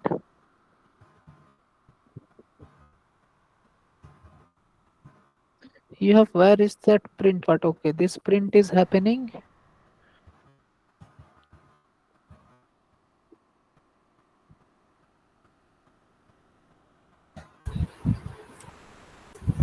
Okay. Where is Bellman-Ford? So this is a random other graph, right? Which you have used here, or is it the same No, graph no, in the the lecture? same graph, sir. Same graph, Same Exactly graph. right? same graph. Okay, just a minute. Is it getting minimum distances differently? I mean, the minimum weights.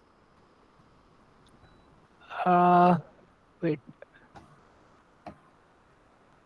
10, 10, 5.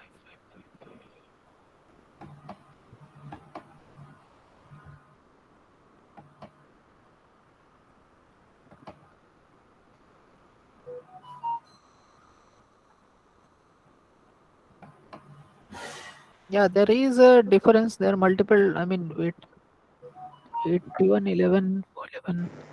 Sir, on first iteration, it break the rule of theory, sir.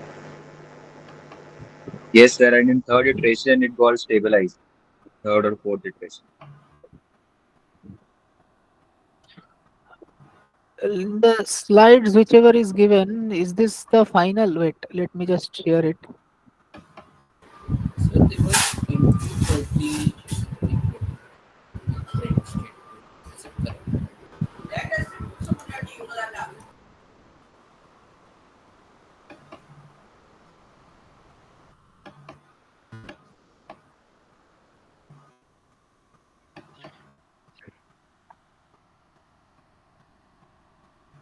0. So let's say 7 to 0th vertex, right? I cannot reach. Okay. So I think this particular is the final converged Sir, table, right? sir, And in sir, this, sir, from theory, sir, please see this. From zero, can you visit to from first iteration? From no, zero, we first can first we start iteration is from not possible, right? yeah, means for Bellman-Ford, starting point You is cannot. zero. You cannot. You cannot. So only 7 and 1 can be visited, right? Correct. Others will be infinity. Yeah, but the code also visit 2 and 5 also, along with this 7 and 1. So this should be the correct. Yeah, according to the table, this is the correct thing. That only in 7 and 1 is it's possible to visit. Others are infinity. Yeah, then also the theory that you told that one iteration hold true, but the code also visit 5 and 2. Sir, can you just make dry run, sir, which with the code which is Okay. provided by the sir, Okay. Fine. with this Fine. edges Fine. only? Fine.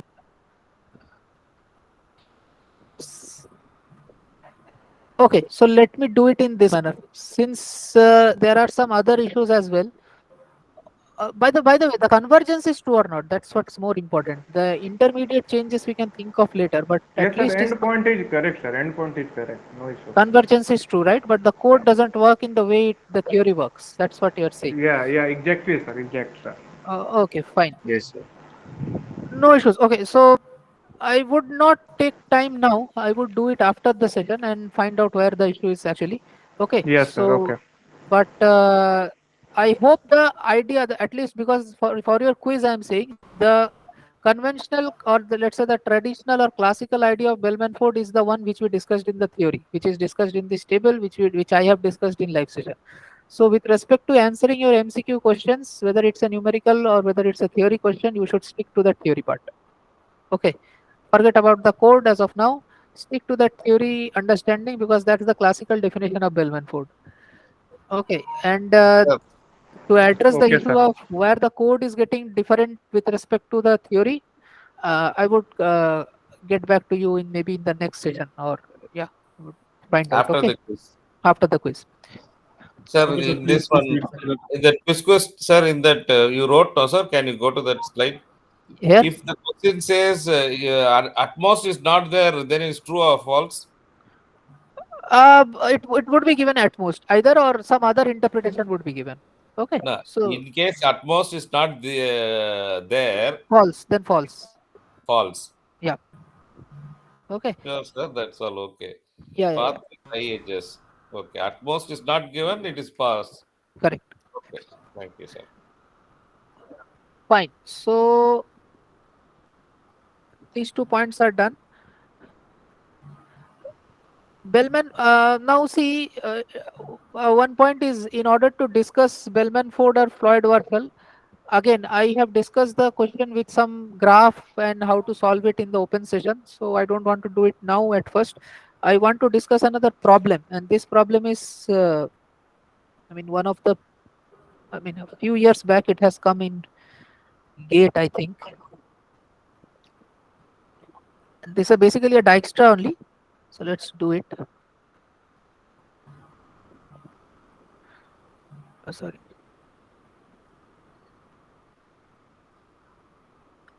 So By the way, just one small question. yeah, go ahead. There is also one more confusion with related to Dijkstra that will Dijkstra always fail when there are negative edges? What a We comment. don't I have see that.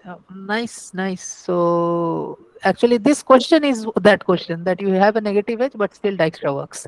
The one that I'm now drawing. Okay.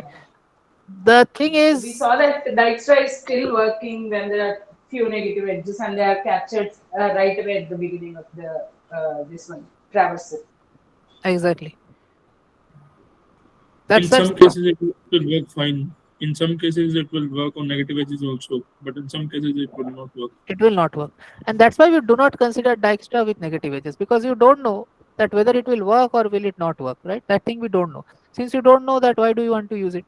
Because you don't know what will the graph look like in the runtime. You only are writing the algorithm. You should write something which will work irrespective of whatever the input user gives. So that's why. So it depends on the graph, no, whether it will work or Exactly. Exactly. you cannot predict whether it will. You cannot give a. But I'm asking this in view of multiple choice questions what we get in the exam. If they say that Dijkstra will always fail, then we should not go for it, right? Exactly. If it says Dijkstra will It's always not fail, true. it's not true. It's not true. Yeah.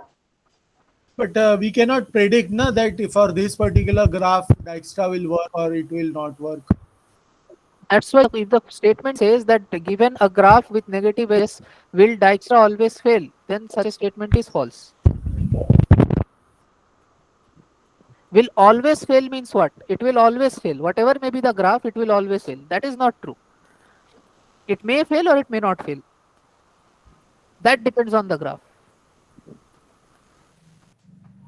Oh, sorry. Otherwise, there would be no Bellman-Ford, right? Dijkstra is pretty easy to solve. Yeah. You don't need Bellman-Ford Sir, this one otherwise. is directed. No, This no, one is other always fail means why Bellman-Ford is not required, sir. It is required. Sometimes it will fail, no. That's why we are having no, Bellman-Ford. no. He's saying if it wouldn't have been failing, so if it pass in any case, then that's No. the point. Oh, wait. I mean, Dijkstra is a very good one. If it fails, then that is why we have these alternates. If we, Otherwise, so suppose we see the graph, we can we say that this Dijkstra will work in just by looking at the graph? Is there a trick by which we can predict whether Dijkstra will work in this particular graph or not? There is a way, but you might run into difficulty. If it is a small graph, you can, but if it is a big graph, you cannot. The thing is, you have to figure out a vertex such that that vertex is reached once earlier, but again by using a negative edge, that vertex is reachable later point of time in the algorithm. Okay, Sir, getting as the point. discussed with TA session, I already told us our mock 2 is having such question. No, Mark no. 2 question. Question is fine, but the thing is whether you can predict. What he's asking is whether you can predict by seeing the graph with a negative edge, whether I can say that whether Dijkstra will work or not. That's the point. The graph may be 3 vertices or 300 vertices. So how can we That see that? that's Still that's not that's able the to see that. that's what I said, that if it is a small graph, there is a trick. But if it is a large graph, you will not be able to understand it. Yeah. And the trick is very simple. The trick is you have to find such a vertex, which vertex you have reached earlier in the algorithm, visited earlier, and then since you have visited that vertex once earlier, you will not again visit it later in Dijkstra, right? That's what we do. Once visited, we will not visit it again. But if such a vertex is there in a graph which you have visited earlier, and later at some point by using any other negative edge, one of the negative edge given to you, you are using that negative edge to come back to that vertex with a lesser total value. If Okay. you have such a kind of vertex, if you can identify, then that means Dijkstra will not work in that case. Why? Because Dijkstra is not considering that vertex again. So it will not consider in later point of time by using that negative weighted edge. And that's why it will not give you the minimum path length. It will stick to the path length which it got earlier in the algorithm, right? So that's not correct. You can get a minimum value by using a negative edge at a later point of time in the algorithm, which you are not using in Dijkstra because you are already visited it, right? So in Dijkstra, we always use that visited equal to false. Then only you go ahead. So that condition will, I mean, disrupt your working. Fine. So this is the graph. Okay. Oh, I have not named the edges. Anything A, B, C, D.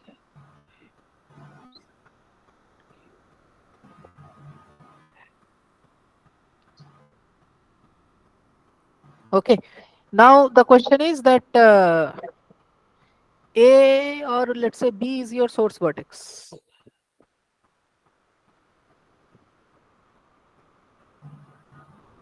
Obviously, there are negative edges, but is there a negative cycle?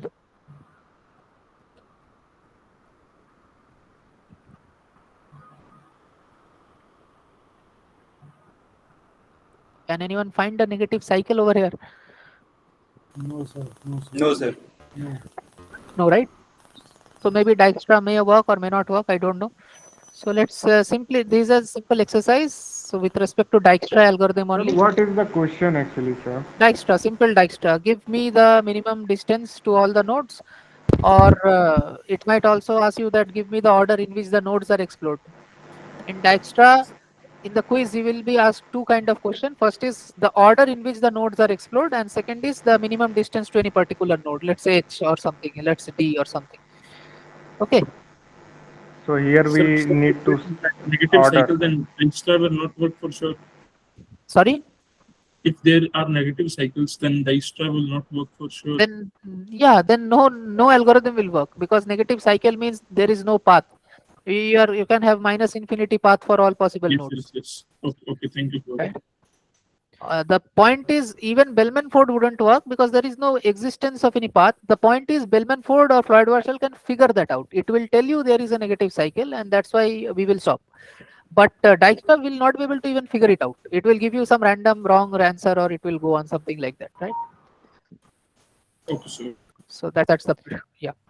Fine. So what would be the first? What will we do? We will I mean, what do we call relax the edges, right? Which is starting from B.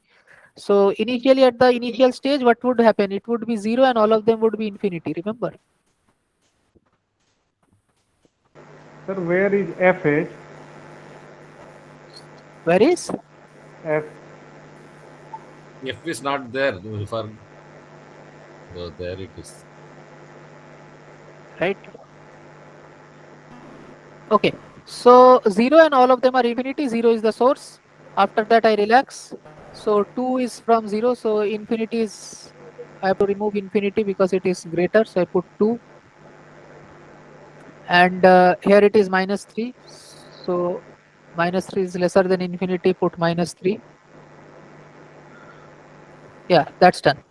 So now this B vertex is done.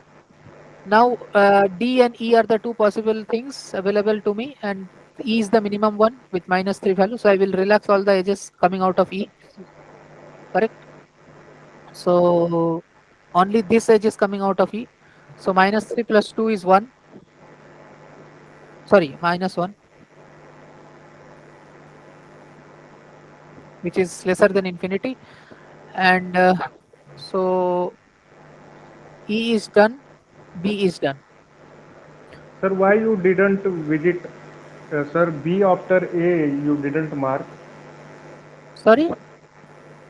A is It's in an the other opposite way. direction. See the Okay, okay. direction, right? E is So extending. E is done. So now what are the available options? This D and 2 H, minus 3 minus 1. correct. So minus 3 is already done, right? So only minus Yeah. 1 is there. So I would take H now. So H is now covered up. All the H, so minus 1 and 3 is 2. So this will become 2. By the way, let me write the order. So B was there, after that E, after that H, right? Okay. So this is 2. There are no other edges. Fine. So H is done. So 2, 2. Now I have two options, D and G.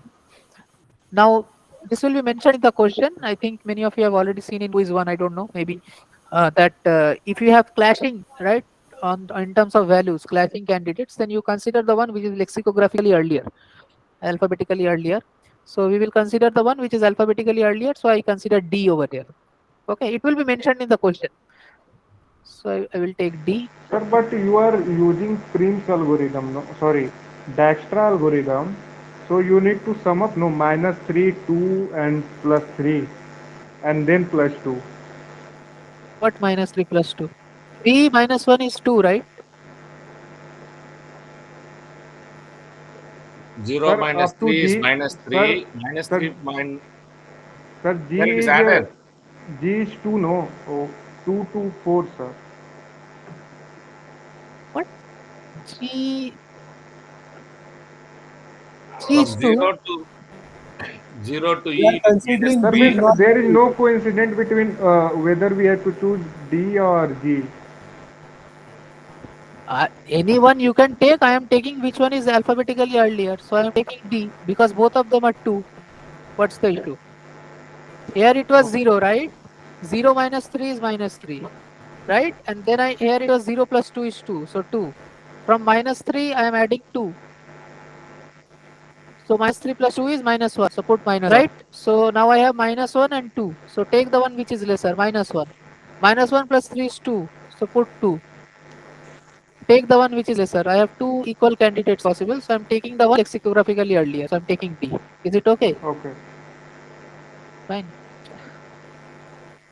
So D I take, and from D I will relax all the edges coming out of D. So 3 plus 2 is 5.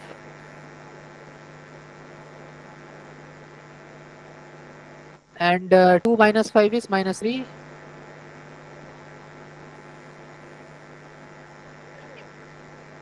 Right? D is done. Any other outgoing edges? No. So this is done. So now what are the available options with me now? 5 is there, minus 3 is there, and 2 is there. So I will take the one which is minimum, which is minus 3 now. So F. Sir, this will not give the correct option, sir, because if G was taken, it would have become 4 and we would have forgotten that F. Sorry, I didn't get what? If okay, now reaching Fx, you are taking minus 3 now, sir. Yeah, If we would have taken G instead of okay, D, then 2 yeah, plus 2 would have been 4 there. fine. And uh, then we will not be coming from D to F later on. Why? Let us do that. Let us do that. Okay, B, E, H, and then let's say instead of D, I am taking G. Okay. If I would have taken G, so 2 plus 2, here I would have got 4. Okay, again 2 minus Correct. 5 will be minus 3 will be lesser. Okay, sir, Right. correct. Sorry. Fine. Yeah. But that's the point. I would the example that you gave is not correct, but the concept that you tried to put is correct, and that is what's happening, and that's why here Dijkstra is working. I will tell you now. See, observe this part. Not don't consider this example, but consider the example now. We will see what here minus 3 is there. I am considering F. I will relax all the edges out of minus 3, right? So minus 3 plus this 1. This is an edge, right? Minus 3 plus 1, what is the value? Minus 2. Minus 3 plus 1 is Okay. minus 2. Minus 2 greater than But the point is, should I consider his edge? no. No. No, because E, E is already so E visited. we will not consider. E is already visited, right? Visited, so we will not consider. We will not consider. But let's say if I consider what I am getting, Minus 2, but already minus Then minus 2. also, 3 is then there. also is greater, sir. We will not Then also, consider. In the example. in this example only I am talking. This depends. Yeah. Whole thing depends on example. So in this example, what's happening? I have taken E earlier. So therefore E is visited, and therefore I will not consider E, and therefore I will not consider this edge. That is fine according to Dijkstra's working principle. But if I consider this edge, I am getting minus 2. Suppose if I getting minus 2. But here already I had minus 3, which is lesser. Right? So even if I consider this edge, even if I violate Dijkstra's principle of visitedness and consider this edge, still minus 3 will only be there. Even if I consider this edge, I am getting minus 2 in this edge, which will not be considered because minus 3 is a lesser value. So suppose instead of 1, it would have been minus 1, then Then would there not would work. correct. Would not. That's the point. That's the point. If we would have here instead of 1, if we would have minus 1, then it would be minus 4. Minus 3 minus 1 is minus 4, and then minus 4 would be lesser than minus 3. But Dijkstra will not allow to change it to minus 4 because this E is already visited. Now, as you were asking the question, is there a trick to find out whether a negative edge graph Dijkstra will work or not? I told you that you have to find such a vertex which you have visited earlier. Now you will not visit it again later in the algorithm, but later in the algorithm there is one negative edge using which you can reach to that vertex with a lesser value. Can you now comprehend what's happening over here? Exactly the same situation. Yes, but in this case, the extra will work because it's not It's minus not 1, changing. Yeah, it is 1. it's not changing. Even if I consider it, it's not changing. Sir, but the condition which you have stated works only when we have computed the Dijkstra. So can we do it before No, computing? no, no. It's not that easy. You have to observe it, right? Or I mean, not you don't have to apply the whole Dijkstra algorithm, but the thing is you have to observe it. But how can you observe? In order to observe it, you have to basically run through all the paths. One small observation can be when the graph is small and the negative weighted edges are close to the source and they are only pointing out of the source, not anywhere else in the graph, only close to the source and they're pointing out. Then we are going through them once and there is no other negative edge in the edge in the graph further, so there will not be any chance of decreasing further. In that case, Dijkstra seems to work, but if the negative edges are randomly placed here and there, then it is a tough job to identify. This is Correct. one small observation that I got. Yeah. So generally we can say the concept is this, the one that I Sir, stated. what's is actually problem, sir? Means it is particular to example, so we will just run the extra and see whether it work or not. That's what I'm saying exactly. Right? That's what I told, that you cannot do it because you have to run Dijkstra and then only you will understand for sure. There is no way to figure it out earlier. But anyways, so let's do it. If I forgot where was I for discussing all these things. So F minus Sir, only 3. 5 and 3. I think C and F was yet to be visited. Okay, so And you have chosen F. yeah. So if this will not be considered since E is already there, there are no other edges coming out of X. So F is done. Other than this, G and C, these are the two ones. So I will take G now. Okay.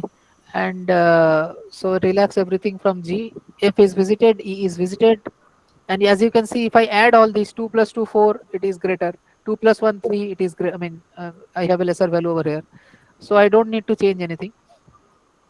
G also, there is no other vertex, sorry, edge coming out, so G is also done. And It's completed. 2 plus 3 is 5 is same. right, That's all. And okay, A is fine. there. So A is the source. Oh, sorry, A is B not the is source, source. right? That's Sorry, why sorry, I am sorry, so sorry, sorry. sorry. Sorry. 5 plus 2 A will be is 7. 7. So yeah, A would be Now 7, 5 C plus will is be 7. visited, sir. right? Over. G, then C, then A. Right. So this is the order of visitation of vertices. This might be asked in the question, or the values might be asked. What's more important is the point that I took this graph is to just represent this particular situation which happened over here. Okay, so you need to find. So initially we got E, we covered up E, and later we saw another value over here using which we can go back to E. But the thing is, Dijkstra is only working here because this doesn't change the thing. Even if Dijkstra is not allowing this edge to be used here, but even if I use this edge, it's not changing the value.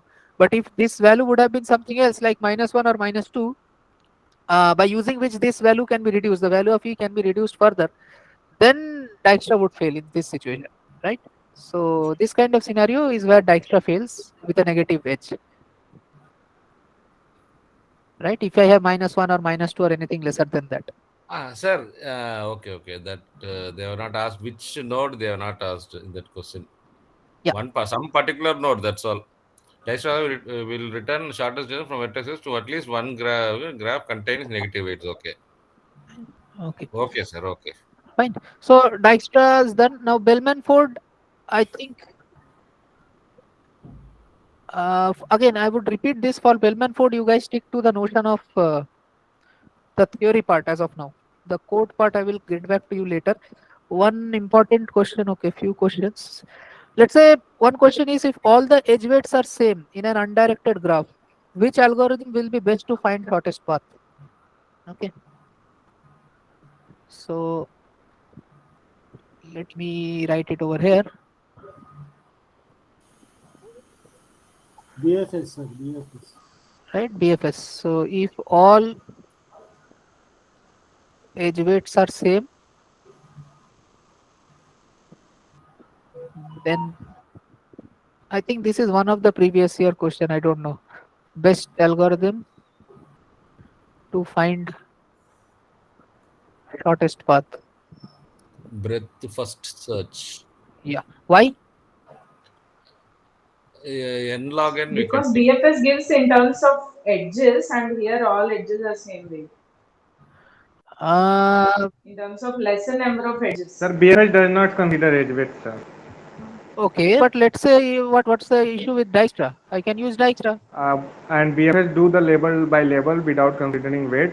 And in Whatever it is. Dijkstra, we always need to find next distance, and we need to traverse for whole dictionary Got the again one. and again. Okay, very good. I understand everything, but I want the one word direct answer. Why it is best? Time complexity.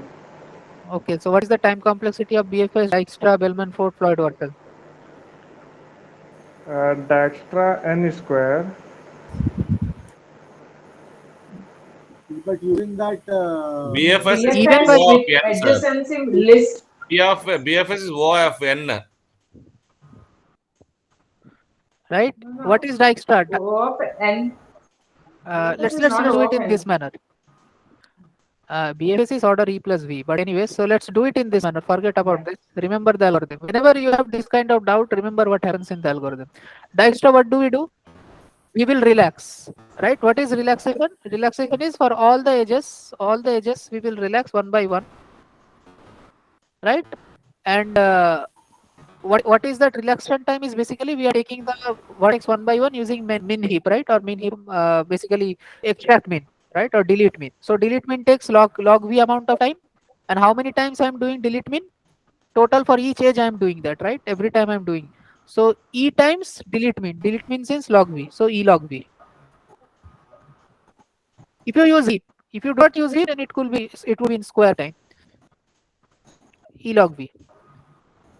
So Okay. can you come again? Can you come again this Okay. Iran? Okay. Okay. So how does Dijkstra works? Remember, if I use heap, then what do we do? At first we do an extract min operation, right?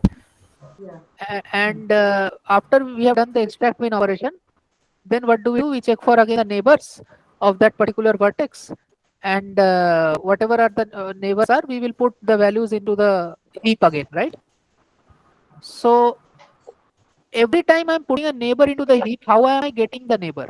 I'm getting the neighbor via an edge, correct? Because that's what I'm doing. I'm having an edge. With that edge, I'm getting the neighbor. So how many total edge I'm getting?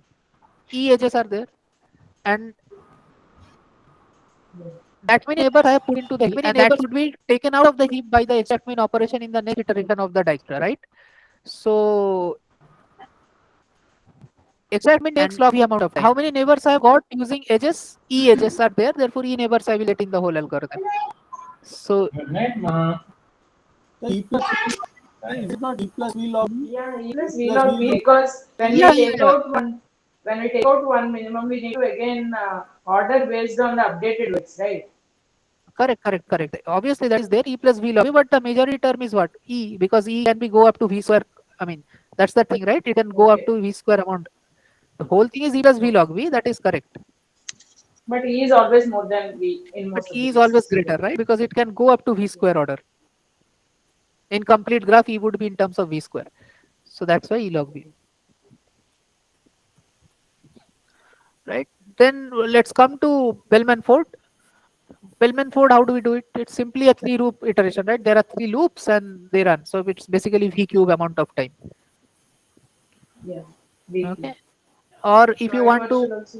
yeah, if you want to state that in the other way, then what do? You relax each edge how many times? N minus 1 times. So E edge are being relaxed V minus 1 times. So this is basically also equal to E into V. EV, EV. Now this E Yeah. can go up to V square order. We have just discussed that. So that's why this whole thing is V cube. Okay. Anyways, so EV. And in Floyd-Warshall, what do we do?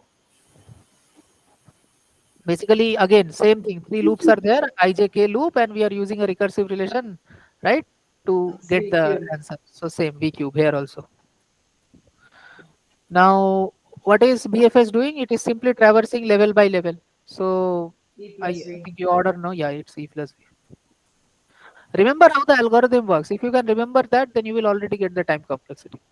So this is the whole thing. Now, if you see the best thing over here is BFS, the time complexity, right? But BFS will not consider different values. Now the question is saying you So there are no this different values. E Every edge is plus separate. this E plus B is Yeah. amortized that thing which amortized time complexity. It's not amortized. It's normally normal asymptotic time complexity only E plus V. I mean, so basically you can say it is E because again max would be E only. So you can say this is in terms of edges, number of edges. So you're doing level by level traversal, right? So for each neighbor that you get, you put into the queue and then you extract the elements. So how many neighbors will you get? Basically, all the edges are pointing you to a neighbor. Each edge is pointing to a neighbor, right? So each element in the queue corresponds to a particular edge, and the elements in the queue is basically your traversal. So that's why it is order of E. In BFS we use E, right? I'm sorry, the queue, right? So that's why it's order of E. So this is the best option, best time complexity. Okay, now a few other question with respect to heap I have.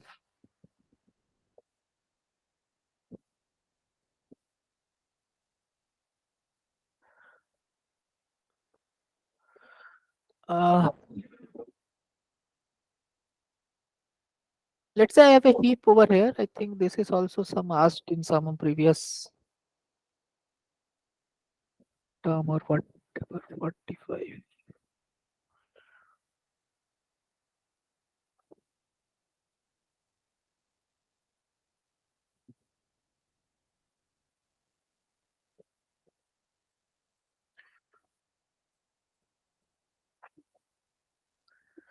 Suppose this is a min heap and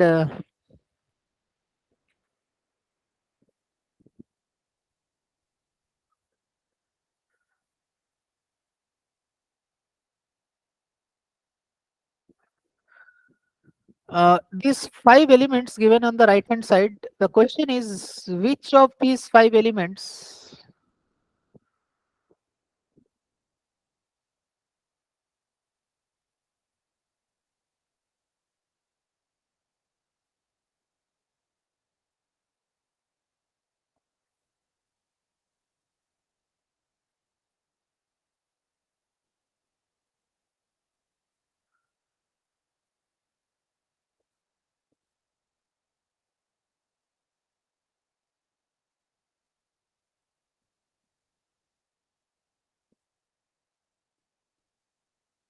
Okay, this is your question, which states that which of these five elements, which one or more than one can be there, which of these five can never be the last element inserted in the heap. So let's say when I'm considering Every 20, element is inserted level by level. I means I one by don't, one. yeah, suppose one by one. So when I'm considering, let's say when you considering 25 as one candidate answer or not. So you check 25. So consider that other than 25, all the elements are there. I'm trying to tell you what the question means. So let's say 25. So 25 is the first element in the question. So if I consider 25, I will consider all other elements are there in the heap. Now I will insert 25 in the heap. Except 25, all other elements are there, like you see on the left hand side. Now suppose I insert 25. Okay. So can the heap look like this after inserting 25? So in the given heap, if this is the heap structure, right? So can 25 serve as a last element or not? Likewise, yeah. So the Heapify operation, even if 25 is smaller, with the Heapify, it will bubble up to its right position. So I think the answer lies in the ones on the leaf. With the order I swap, it will not distort the structure of the tree or the heap. Yet, it will the answer may change. But anything which is intermediate values, it doesn't matter what the order it is. It will always find its right position because of the Heapify operation. So okay, So fine. So can is you? the answer 70? So 70 is one node which cannot be If used as a last inserted element, right? You are saying? Okay. because if it is inserted last, it would not be in that position that high. Because 70 is not disturbed, it's always following the min heap. And if it is the last element, we would not put it up there, right? Sir, If all his other answer elements is are there. sir, his answer is Okay, go ahead. 70 43. 43 is not there in the options. Okay. Not even, yeah, not there in the options. So it is larger and it is a left child. That's the trick. Think in terms of heap insertion. This question is, Sir, what it is may the be question? 50. Sorry. Yeah, what is this question asking you? This question is asking you, whenever I'm considering a particular element, let's say I'm considering 35, right, in the options. So I have all other elements in the heap arranged in a proper min heap fashion. Whatever may be the configuration, it's a proper min heap. After this, I want to just add 35 into it. Sir, 38 will be one option. 38 cannot be last element, right? 70, according to our previous friend, he said that 70 is not possible. Are you agreeing with that, or should I don't consider 70? Should I not consider 70? Shall we add? Strong contenders are 70 and 43, sir. 43 is not there in the option, so forget No, about 43, sorry, 70 then. 70 and maybe 54 it's an also. MSQ. Okay, remember that. Oh, multi-select question, no, So sir. the Then way to do this 54. is instead, I mean, take MSQ one by doesn't one mean option. MSQ doesn't mean there will always be more than one answer. Huh? So No, no. If everything is there and 54, if we want to insert it, it is not. We would have before 54, we would have inserted everything in that position. So that position number 7, 54 instead of that some other number would have been there. And if you want to insert from the last one, 54 cannot jump there. Why? So 54 when we are inserting, Are we inserting in terms of value or anything in heap? That happens in binary search tree. In heap, we do not insert like value. So no, sir, all what the I'm trying to tell is first will be our root node, then his children, then other children from left to right. So the position at 54, whatever is there, it would have been filled. After that only the position of 43 and 39 can be filled. Correct, no, sir? 39, 43 and 39. If Okay. before Sir, one inserting point I 43 am and thinking, Correct. sir. 39, we have to insert 54, Sir, one or point I rather am the thinking, So sir. position.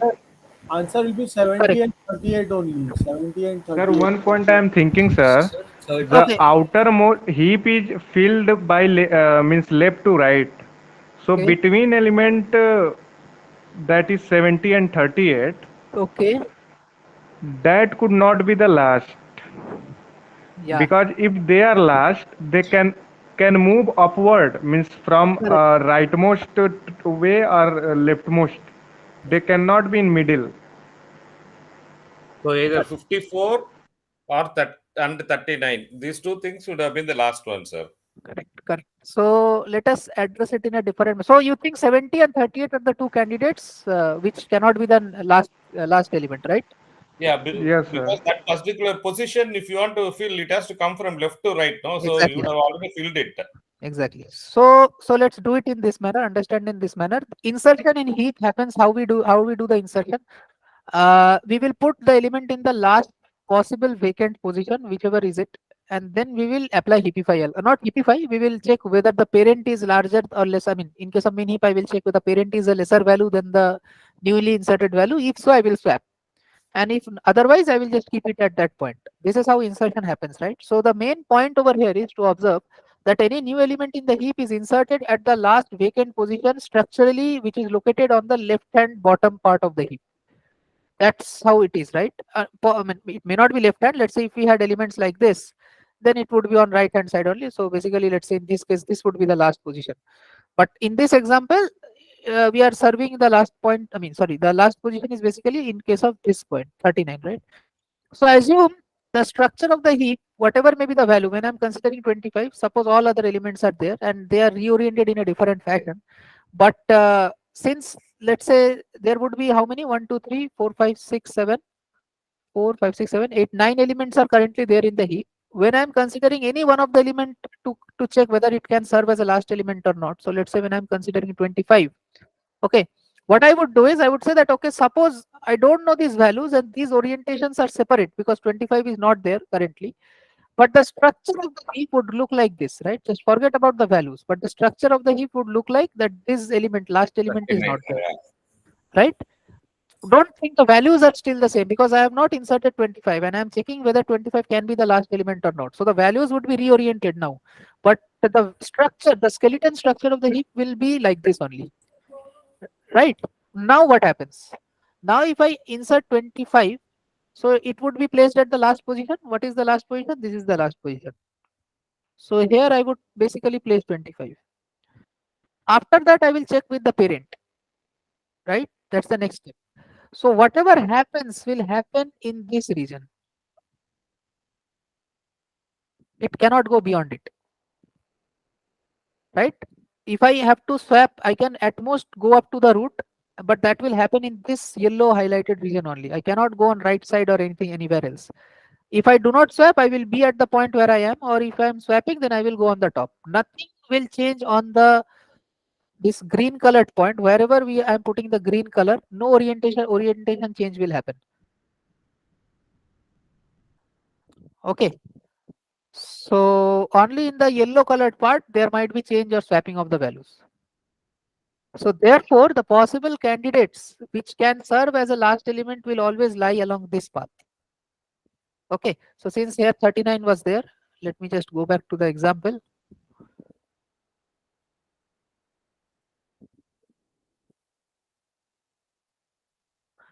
Was there. As you can see, only along this area the change might happen. Therefore, anything out of this is not a possible answer. So 38 will not serve as a last element, because if I would have put 38, I mean over here, then 38 would end up in this this violet highlighted underlined region. It would have ended up here. It cannot go on a right hand path over here. Likewise, 70 or 45 or 54, none of them would have ended up in these regions.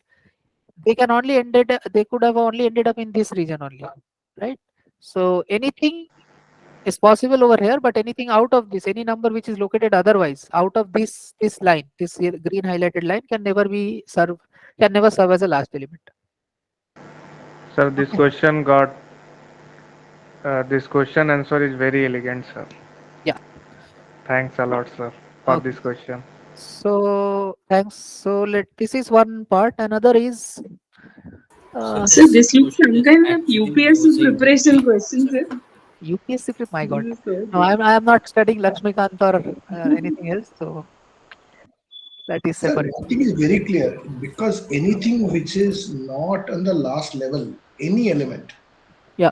if it is inserted at the end, it will find its position, appropriate position through the Heapify operation, right? So that includes 25, 45, 35, yeah, Yeah. basically intermediate nodes, That basically, is right? fine. But the problem is here we are not using Heapify. Insertion into a heap does not use Heapify. It only checks with the parent. That's the Right, point. The right. That's last inserted node can only crawl along that route, route till the parent, the root element. Is that the idea exactly. behind this? Yeah, Exactly. that's Okay. yeah. Blue path Right. or a yellow path, yeah. Fine. So this is one thing. I think I had another question on heap which was important. So this is a base concept question. Means Mm. we are using the property that Yeah. it is getting inserted from the left. Yeah. Uh, no, I think that's it. This was it.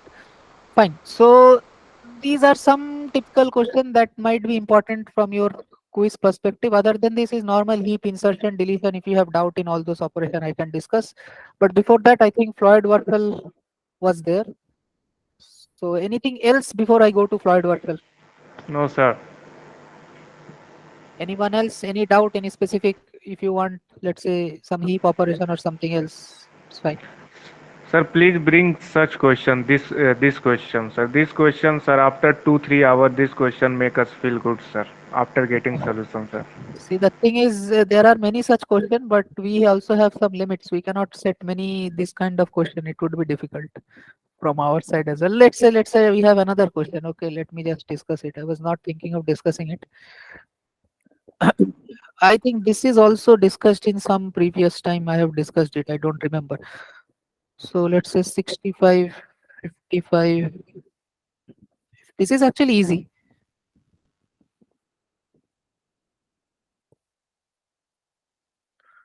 This is not difficult.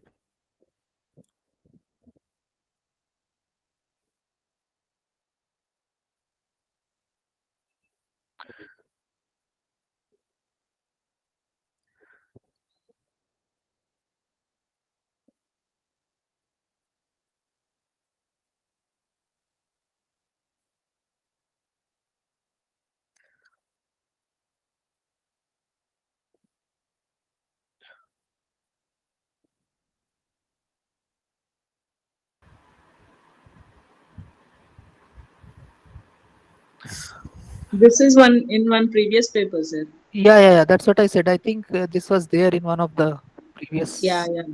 papers or somewhere. So this is basically asking you that which of the following sequences can serve as a path of a search path from your root node to the leaf node in a binary search tree. Okay, so this is very easy. Basically, you have to check whether you are going from a lesser value to a larger value. That just whether you are following the path along according to the left child is lesser, right child is greater. That concept or not. Okay, so can anyone think of it? What's the answer? What is it? The question is that which of the following sequences uh, can serve or No, as a no, it cannot serve. The question should be I am asking the other way, right? Can serve. okay. Uh, Okay. Which of the following sequences can serve I can just change it to can serve and give it as an MSQ. That's what I'm thinking. But anyways, so can serve as a possible sequence, such sequence from the root to the leaf in a binary search tree. Sir, means this sequence is treated as a binary tree, right? Means left to Binary, right we have to fill. binary search tree. No, no, no, not left to right. Suppose a binary search tree is there for corresponding to these four numbers. Sorry, four sequences. Separate four binary search trees are there. Okay, and so let's say this is a search sequence in one binary search tree. This is another search sequence in binary search tree. All these four are Sir, what is search sequence, sir? So let's say this is a tree, right?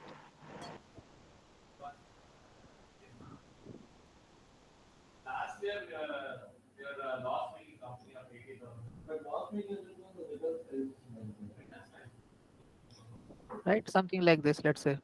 So these are Now, not according to the order. Search for number 100.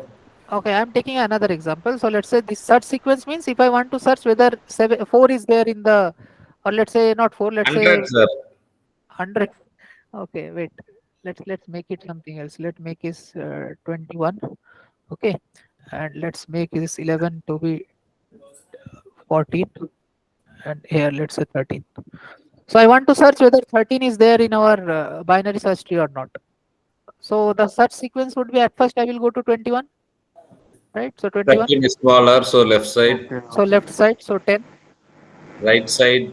Then go to right side, so 11. Right side. Then right side 14, and then I finally get Smaller 13. is 13. So this is a search sequence 13. No, but given question, what you are searching, sir? Yeah, I'm not searching anything. I'm just telling that I am searching something, but that's not required. I'm just asking whether this is possible, whether this sequence is possible No. in as a search That's sequence. what. That's why I told that the answer. I mean, 100. If you want to search for 100, or when okay, it will be not Is there. it so? It will be faster. If 21 is bigger, then it will keep on going. Something like that. Okay. Just think So of it in this manner. Let's see this. If let's take this example, what I mean is, so let's take 65. Okay, 65 is the root because I'm starting. First node will always be the root node, right? In any binary search tree. So 65 is root. Then 55 is there. So 55 is lesser than 65. So it obviously was on the left hand side. 55.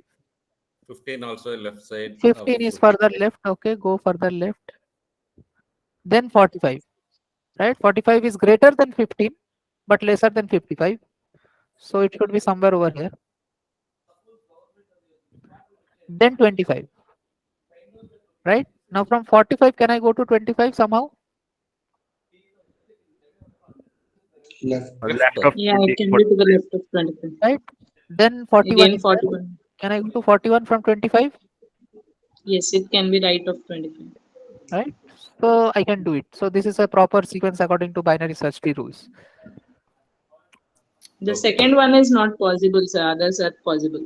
Yeah. Yes, sir. Second one is also not possible, sir. Only second one I think is not possible as much as I remember. 60, Yes, sir. 20, 46 I have to go up. Right? And 50 I have to 50 go right side. 41 is left side. 56 is right side. Why, sir? 56. Now see, if I have 50 over here, how can I go from 50 to 41? 41, if you put there, it should be greater than 46, which is not right. Not possible. So I cannot go. This is where the algorithm, I mean, this is where I cannot go So what further. type of We left? cannot Without take making 50. tree, could you do from array also, I think? Yeah, just you have to observe it. Right? You have to observe whether the earlier element is between the interval, current element and the last element that you have encountered. The next element is within this interval or not. Getting the point. So why I am not able to do this? Because 41 is beyond 46. More left hand side than 46. I can have put any number which is greater than 50. Right? X can be greater than 50. And X must be lesser than 60. And wait, so on the left hand side, X can be between 46 and 50. So actually X should also be greater than 46. So, but can we not put it on the left side of 50 or Sir, 46? one method I am thinking, sir. Sir, the So- first for last option 60, 10, 40, 50, 42, 46. Could we think like that? After 60 there is 10, which is less than 60. So every other thing should be less than 60. which is true. Means 10, 40, 50, 42, 46, everything should be less than 60. That is true. So okay. Now I went to 10. After 10, there is 40 which is greater than 10. So everything after 10 should be greater than 10.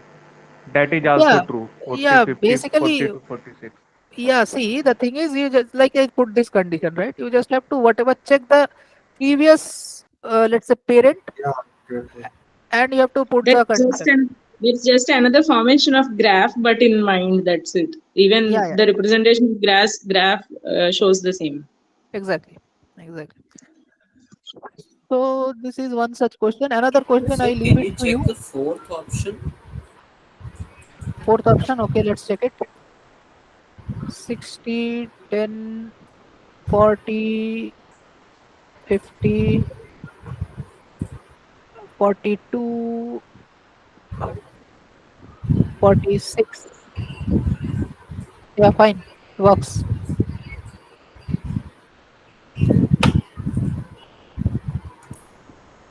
Right. One question with respect to heap. Let me ask this. Oh, this is not there in the exam. I'm telling directly, and this is not there in syllabus as well. But this for you guys if you want to discuss it or somehow think about it. So, given n number of nodes, right? How many heaps can you form with n nodes? Min heap only. Suppose you only have to form min heap. I'm not telling you the value. This is a general question. So the question only states that if you have n nodes,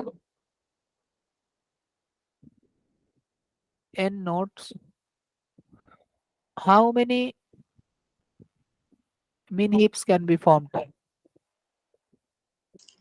N minus 1 factorial. Are you sure about that?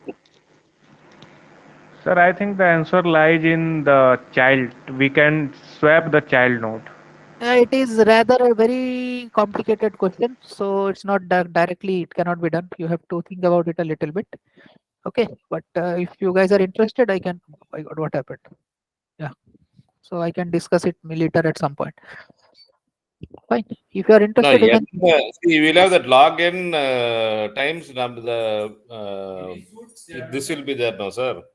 So that many triangles you can have, that many nodes, Okay. something Anyways, like that. think about it. I'm not going to discuss it, but think about it. How you can do. I need an expression in terms of n. So fine. Okay. Any now let's come back to the normal discussion. What are your doubts? Specific doubts before I go to Floyd-Warshall? Because that was the only thing that was stated Floyd-Warshall from scratch. We have to discuss. Any other things? Any specific things for week 5, week 6?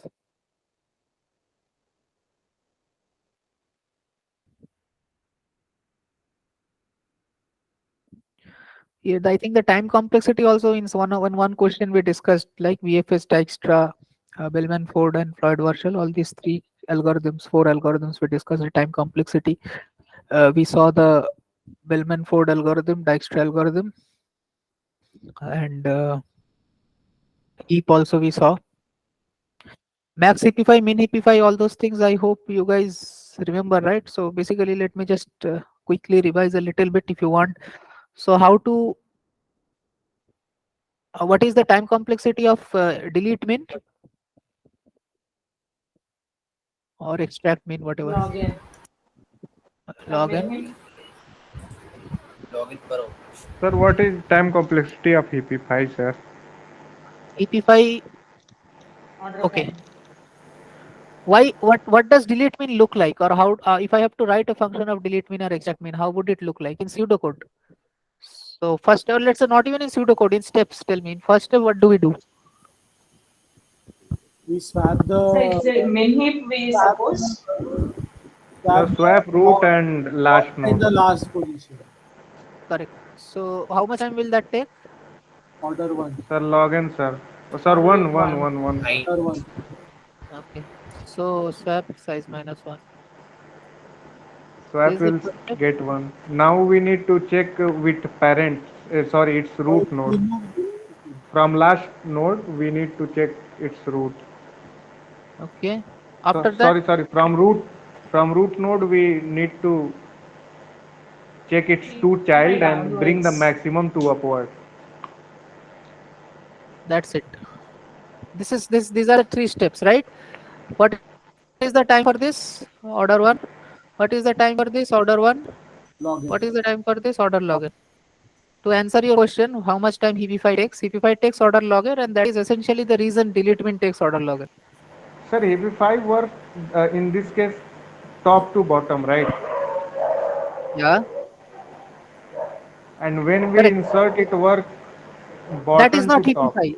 Heapify, that is not Heapify. That is you are simply checking what is Heapify. Remember, I discussed the pseudocode. Heapify was, let's say, whatever heap you are accepting, then the index position or the root position, right?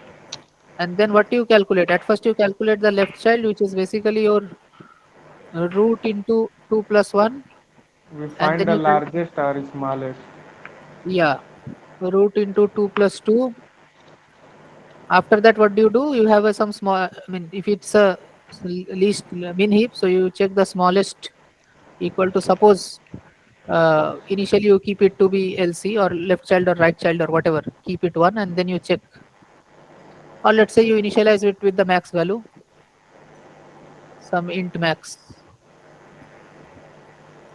value, and then you check that some write one function to find the, basically I'm writing it in this manner, that check boundary condition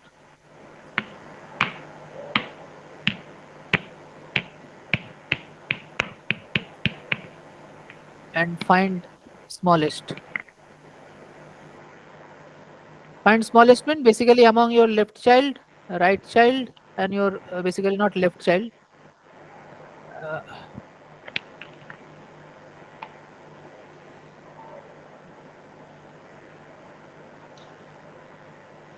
The smallest among root, left and right node. yeah. So you find this, and what is the boundary condition? Boundary condition is only you have to check that if your LC is lesser than size minus 1, RC is lesser than size minus 1, and both That is LC leaf node. is greater than equal to 0, RC is also greater than equal to 0.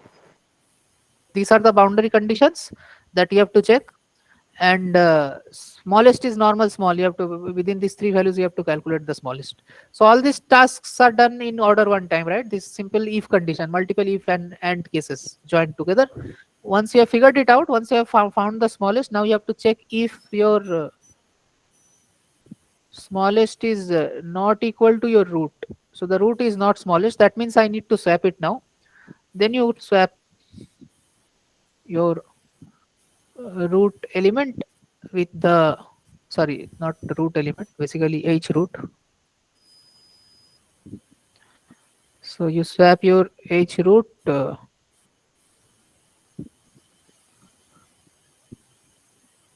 with your h smallest, and once it is done, We will start again from smallest 55. yeah. So this is your whole Heapify code, and as you can see that all these things are doable in order one time. So the main thing which is considered, which is taking time over here, is what? So I think in the lecture, this approach is discussed with Sir, the name recursion. either max heapify or min heapify according to Correct. what we are Correct. trying to do. And the only name heapify is used in the case when we are building a heap entirely from a list. Yeah, that I have not yet discussed. That is separate. Build heap.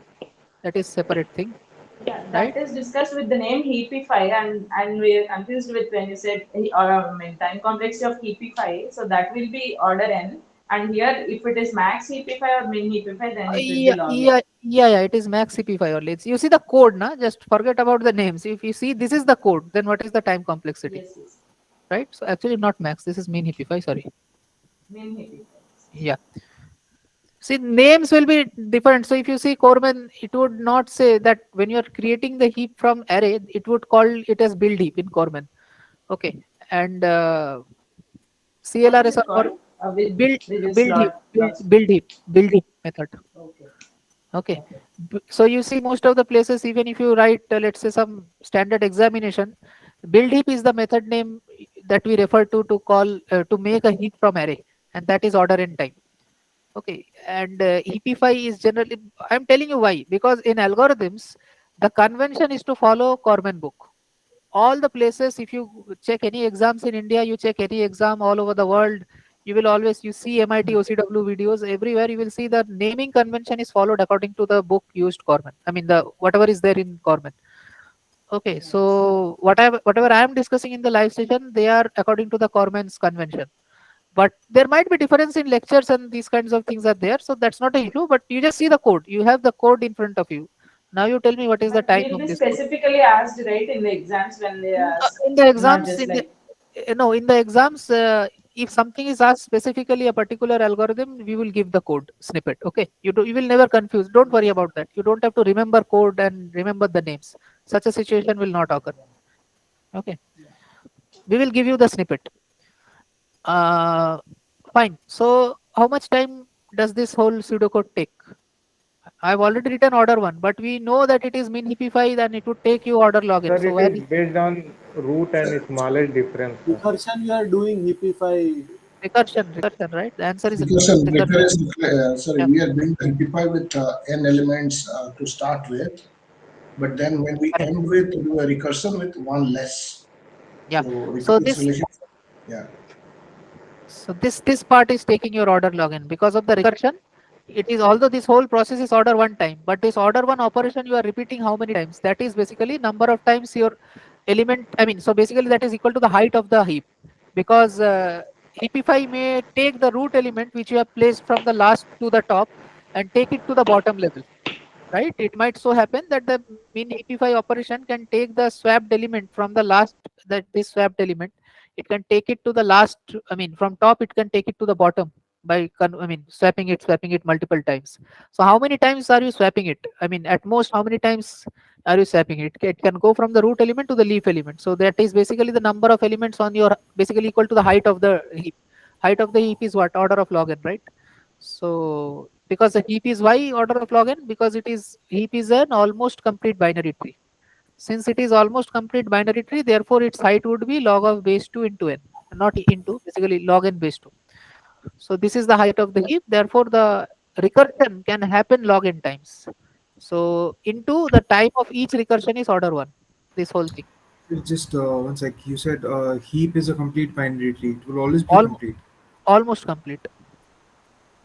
Almost complete means only the last level might be I mean might not be complete, but all the level other than the last level should be filled up. So this is a heap.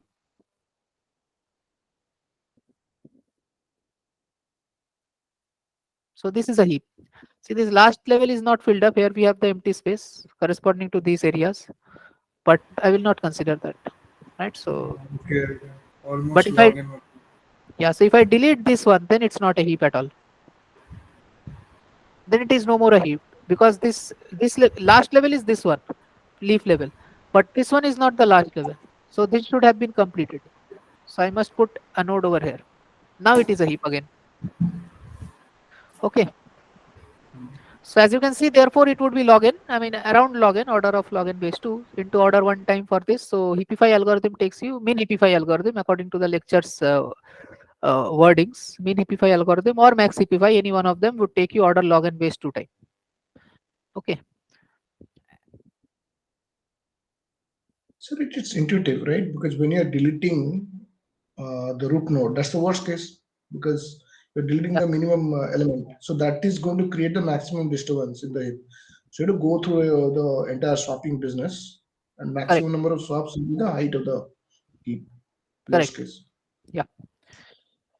I think Heapify algorithm is fine with you guys, right? So how do we do it? Simply check the left and right child with the root after you swap the Yes, zeroth and the last element, and just along the way you swap it along the, I mean, towards the bottom. That's it. yes, sir. We got the point. Actually, we were confused in top, bottom, bottom, top. Yeah. So it's fine. Now it's okay, sir. While inserting, so when you create a heap, when you insert an element into a heap, That is not Heapify at all. That is simply put the element at the last available vacant position and check your parent, just your parent, not left, right, anything, just your parent, parent, parent, parent, parent. If it is smaller in a min heap, then swap with your parent and go along the path till the root. If it is smaller at each level, if it is not smaller, wherever it is stopping, you stop there. So you don't consider your left child, right child.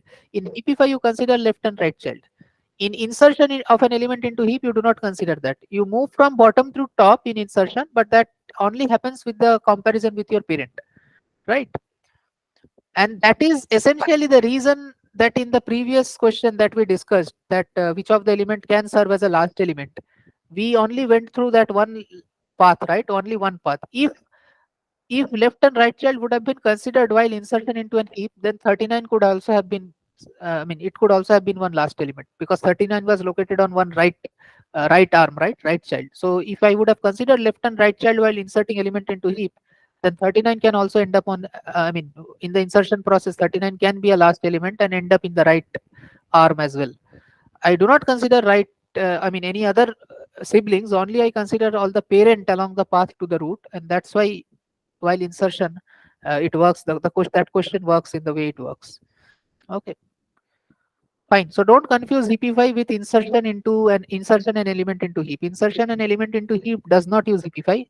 Heapify is this algorithm, which you call min Heapify or max Heapify, depending upon min heap or max heap. And the one example where I think according to the lectures, as one of our friend mentioned already, he mentioned that Heapify, simple Heapify means where we create the heap from an array. According to classical terminology, we call that build heap operation, and that is also normal Heapify, this Heapify only. But what we do over there is we simply apply this Heapify algorithm on all the non-leaf nodes. Basically, so how do we get the non-leaf nodes? So that is build heap. I am stating build heap, but according to lecture, I think it is simple Heapify. I don't know, I forgot, I have to check that. This, which is basically order and time taking function. What we do over here, you simply run a for loop on nodes, basically on non-leaf nodes.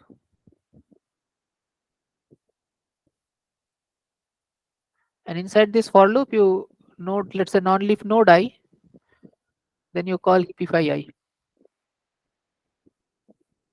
That's it.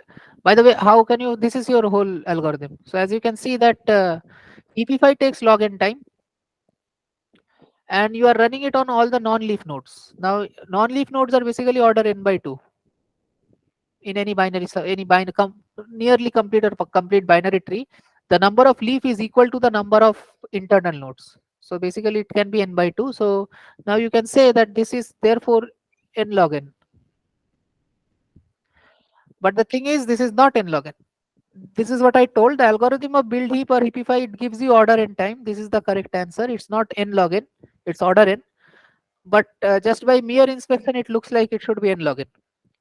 This is again amortized analysis. So I think if it is discussed in the lecture, I don't know if you can check that out. I forgot. If it is not there, don't worry. Just understand it is order n, right? It looks like it would be order n log n, but it is not like that. Why it is not like that? It is because of amortized analysis, and let's not discuss that. I think Sir, it's not. it is there in the lecture. It is there discussed. Okay, then fine. Then you can just see that, right? It is Yes, mainly it's the like last level we don't want swap. We need not do any swaps, and the second level we exactly. need one swap. Exactly. The point is, I am considering this log n every time, but this is not in terms of log n in every time, right? Because this is kind of, I'm applying on the non-leaf node starting at the bottom. So what I mean is, if I have a heap structure like this, N by 4 elements only need one swap and all. yeah. So non-leaf node starts from here, right? So these are non-leaf nodes. Now, as you can see, if I consider on this node, I would apply Heapify on this highlighted rectangular part, right? Corresponding to this yellow highlighted part, I would apply Heapify on when I call Heapify on this node. So you can see there is only one level. So it's not in terms of log n, it is just one swap, as we said. Even if there is a swap, only one swap will happen.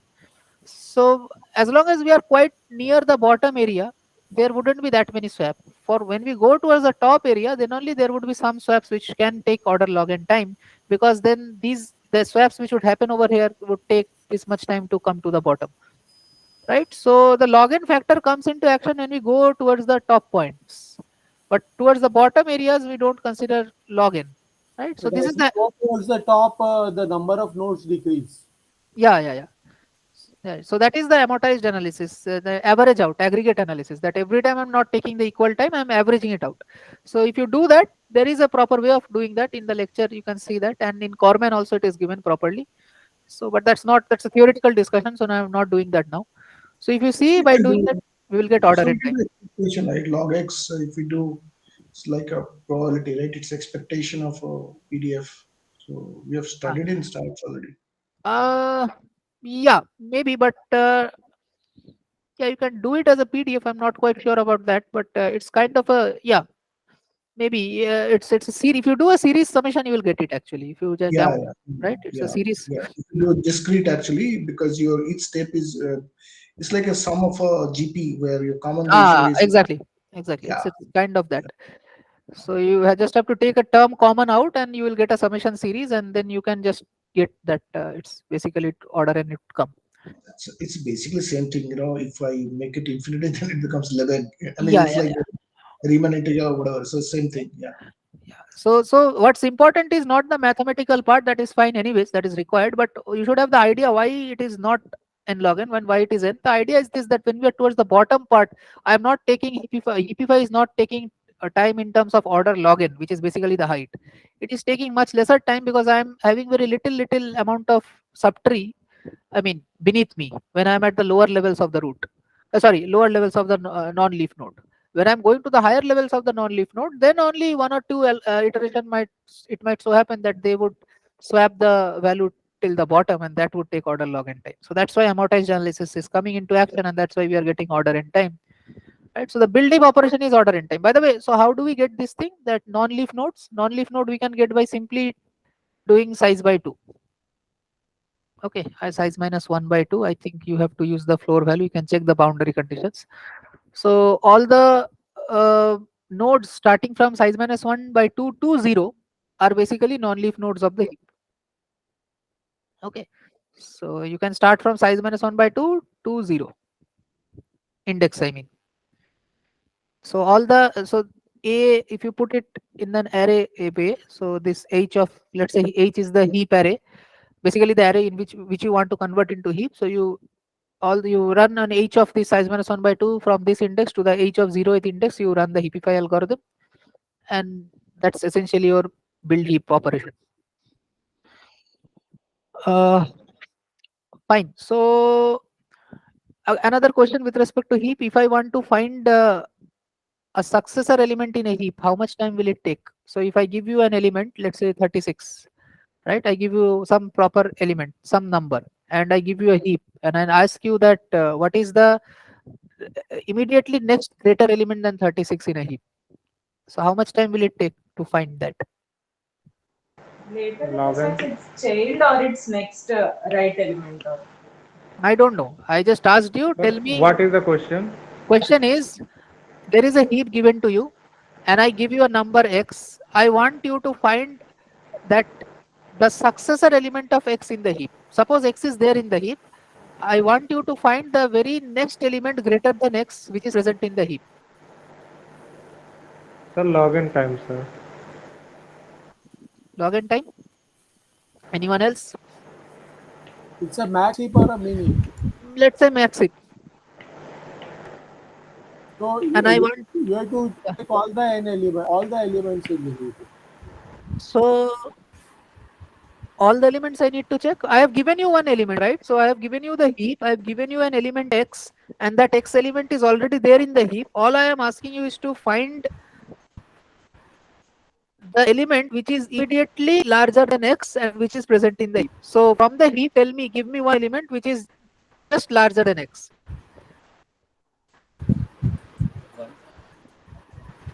we can compare How much? that rows, that level of nodes, that level and its previous level. If we can check, that's fine, right? That's enough, right? Is it so? I guess It's a max. सिर्फ तो navigate करना पड़ेगा. We have to see all the end nodes, I think. We have to see all n nodes. That's the answer. So Order of n. Why is it Why so? See, any? in yeah, continue. You want to say something? why not? Anyway, we Sir, I can want to say, eliminate. sir, after finding x,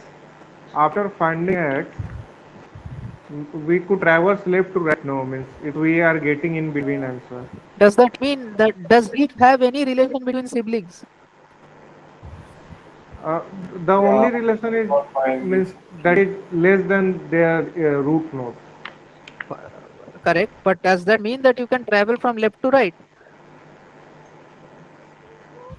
Yeah, if it was BST, we could do login, but in this case, yes, in Karnataka, because there may not be any relation. That is the point. In fact this Even if question we eliminate the bottom elements of it, anyway, we have to search half of the list, so it will be order n. exactly.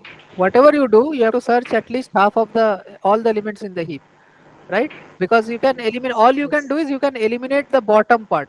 Suppose you are finding for a Yes. minimum value, sorry, maximum value in a max heap. At most, what you can do is you can eliminate the bottom part of your current subtree, not even the other subtree. Remember that because there is no relation Correct. between left Correct. and right child.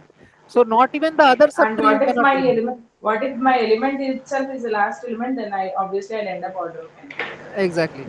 So if I draw the kind of this kind of structure, if this is the let's say root node, and at some point you are over here, you got let's say it is getting 2 point. Here you get the node x, right? Suppose x is over here, and let's say you have a tree over here, you have a tree over here, and there is a whole bigger tree over here, right? Suppose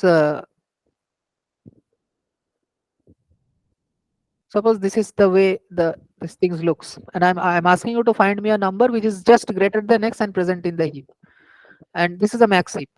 So all you can guarantee is that that number will not be over here. This part you can eliminate. So let me point it in red. So this part I can just delete. I don't want to search this part after finding x. But I cannot guarantee anything with respect to this part or even whatever is there in between over here, right? So it can also be there because there is no relation between left and right side of the heap. So I have to search all these parts. So basically it turns down to order and some order and expression only. So therefore answer is order n. So finding successor element or predecessor element in a heap is taking you order n in time. In fact, this is the primary reason for the invention of binary search tree, right? So that's why we in binary search tree, all you have to do once you find x is simply, if you have found x, then your successor element is just, I mean, order one time you can find it in a binary search tree. In order to find x, it would take you log n time, but once you have found x, it's order one time to find the successor element and order one time to find the predecessor element. So one way to look at it is when search is our main idea. That's why the BST exists, so Yeah. we can get in log n. Q is a answer to a different question where we have a priority. I mean heap actually. Yeah, When exactly. Where we have priority, exactly. yeah. So irrespective of the data which comes in any order, it will always find its way to the appropriate position, so we can maintain that, right? So that is the property of heap. It is designed Exactly. for a different purpose, right? Not for search. Exactly. Yeah.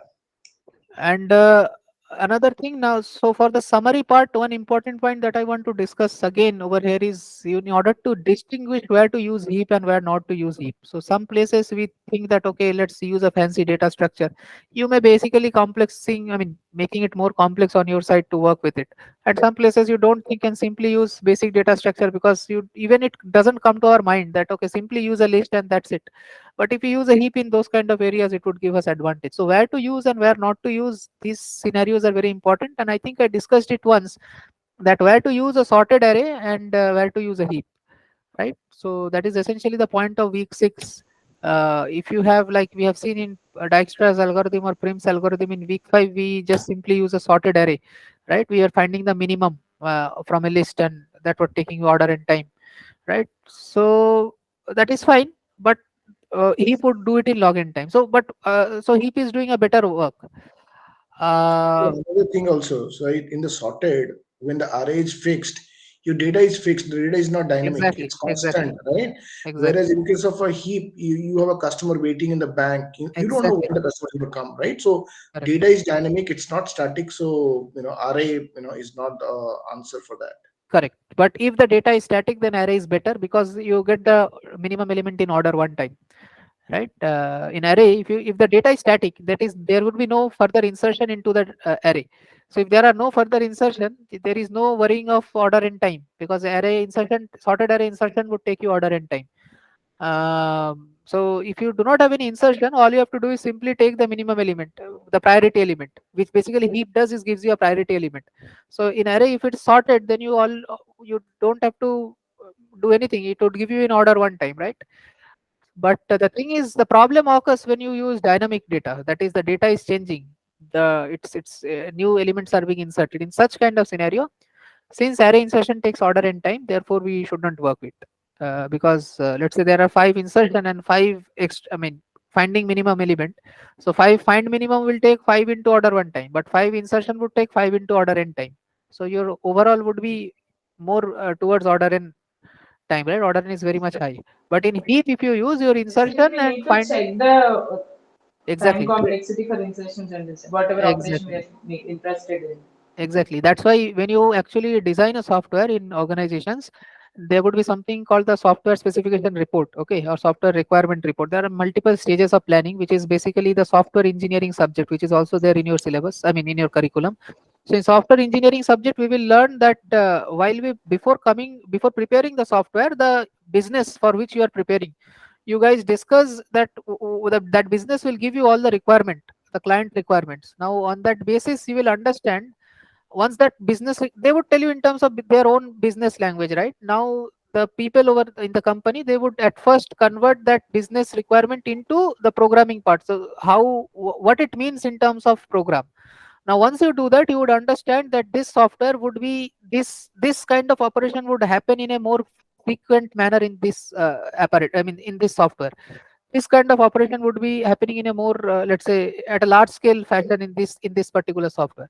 So when you figure out these are the operation, then you have to consider that okay, if this operation is happening very frequently, I have to optimize this operation. If I can optimize this operation, then my software would be very nice because this operation is taking a, I mean it is happening maximum number of times. So like Huffman coding, I think in week you learned in Huffman coding which particular code in greedy algorithm, which particular character do you give the minimum code, which is occurring most number of times, right? To that particular character, you give the least number of encoding, least character encoding. Same idea. So you take the operation which is happening most number of times and you try to optimize it. So then you get a better let's say efficient approach or efficient solution in the software. So this is how it works. You have to figure out that what are the operation which I have at my arsenal and which one is happening more often, and I have to optimize that by using data structure specific to that operation. So yeah, heap is not an advanced data structure, array is not a inferior data structure. It depends on the use case. And this question might come that in dynamic data, which data structure is better? In static data, which data structure is better?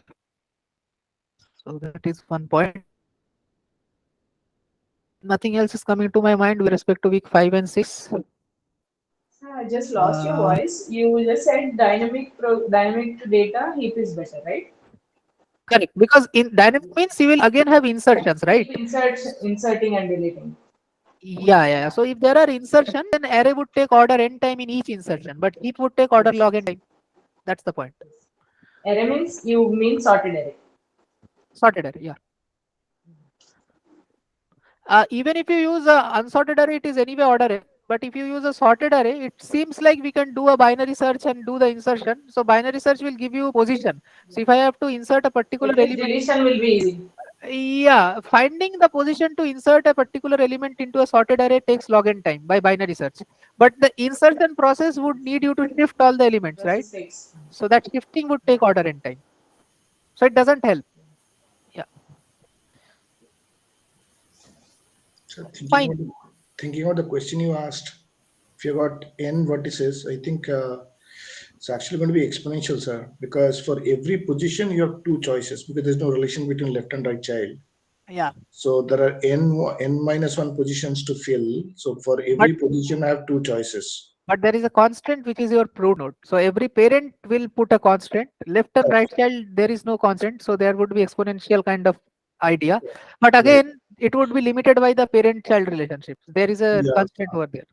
So after I fix my root node, the next position can be filled by Exactly. let's say, two ways, and then the second one also can be placed into a left or right. Right, there are two choices, right? Yeah. Yeah. So like that, if we go, I think it's going to be 2 to the power n minus one because the No. root is already no. That's the there is a little bit I mean lack of observation over here. That is nice. The idea is same, but the thing is it's not two. It's actually recursive because if you take one subtree, that the lower subtree depends on the upper one, right? Oh Because yeah, yeah, yeah. So yeah, the space actually contracts because I yeah, cannot use anything. The subtree has to be all less correct, than that. correct. Yeah. So all the subtree should follow that their main root, let's say 2 3 level up root, that should also be larger one if it is a maxi. So why I told this is very difficult because this is Yeah. a recursive equation that you have to write. The answer is a recursive equation So in what terms of you learned so far is factorial and exponential. These are the two extreme cases, right? This yeah. is actually in between these two. Yeah, this is a recursive expression, right? And you Yeah. have to at first form the recursive expression on left tree and right tree, and then you have to solve it in terms of recursive relation to get the answer.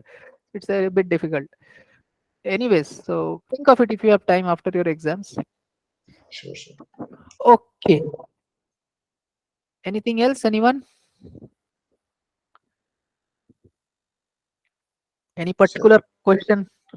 sir, important concepts you can tell as a heap. I think whatever concept I discussed today, all of them in. Let me state it directly. Only most of them would be there in the exam. Okay, Good. directly. Very good, sir. Sir, what was this size minus 1 by 2 and floor 20? This is basically the non-leaf node of a heap. So if you make a heap, okay, the boundary condition I have to think a Sir, little bit. sir, I am facing very much difficulty in week 7 and 8, sir. I'm not understanding at all, sir. What will be weightage of week 7 and 8, sir? Why? Which part are you not understanding? Greedy is very easy, right? Week 7 binary search. The AVL tree is a little bit difficult. Yes, Rotations. sir. You are facing difficulty in AVL tree, AVL or trees are facing, sir, difficulty, sir. Also week 8, sir. I tried many questions, sir, but only one is happening, sir. uh, in week 8, which part are you facing difficulty? Sir, I tried, means in previous sessions, tried only one concept I got understand, another I didn't understand. Integer multiplication I got, other thing I am not getting, sir. Okay. Weightage would be obviously it would be there, but I think focus on the greedy part. There would be many questions from there. AVL tree rotation would be there. One rotation would be there. AVL tree. Greedy Okay, 2 3 4 question might come. okay, And in terms of week 8, other concept, counting inversion is an important topic. Point that basically the that point, right? Minimum distance between two pair of point. That is, we will not be able to ask any Closest question pair. from there. Closest pair. Closest pair. I think it was also mentioned that Okay. it is more for information purposes as well. Yeah, for information So, purpose so only. what kind of questions can we ask from this integer multiplication? Integer multiplication, primarily your time complexity kind of question might come. Okay, because it's a particular algorithm. There is nothing more to. I mean, you cannot ask any particular numerical from there. It's a concept and that's it. So time complexity kind of question might come, that if you have 4 multiplication, then what should be the recurrence relation and what is the time complexity? If you have 3 multiplication by using Karatsuba, what is the simple direct MCQ? If you just know it, you know it. That's it. Uh, to coming back to this topic, as you said that what is this size minus 1 by 2 represent? So Let me just check over here. It is 19, right? Size is 19 minus 1 by 2, which is 9. So Correct? generally, the number of what do you call it? I mean, because it's almost complete binary tree. So if we exclude the last layer, like the leaf node, it will be complete binary tree, and we know the number of vertices will be 2 to the power k minus 1, where k is the depth. So the And whole floor idea is to, yeah. and floor division 2 by and division floor division 2 minus 1. Just a second. What is this? 9th? Oh, yeah, I think this is fine. Yeah, that's what I said, that I have to check the boundary condition one. Yeah. Yeah, sorry. What were you saying? Can you repeat? I think Debasmit, yeah. Go ahead. Yes. So number of non-leaf nodes Yeah. will be 2 to the power k minus 1.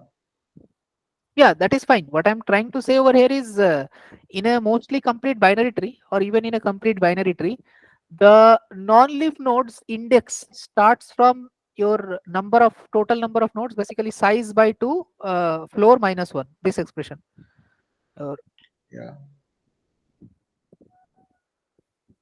So this is basically the index of the from 0 to this. This is basically the index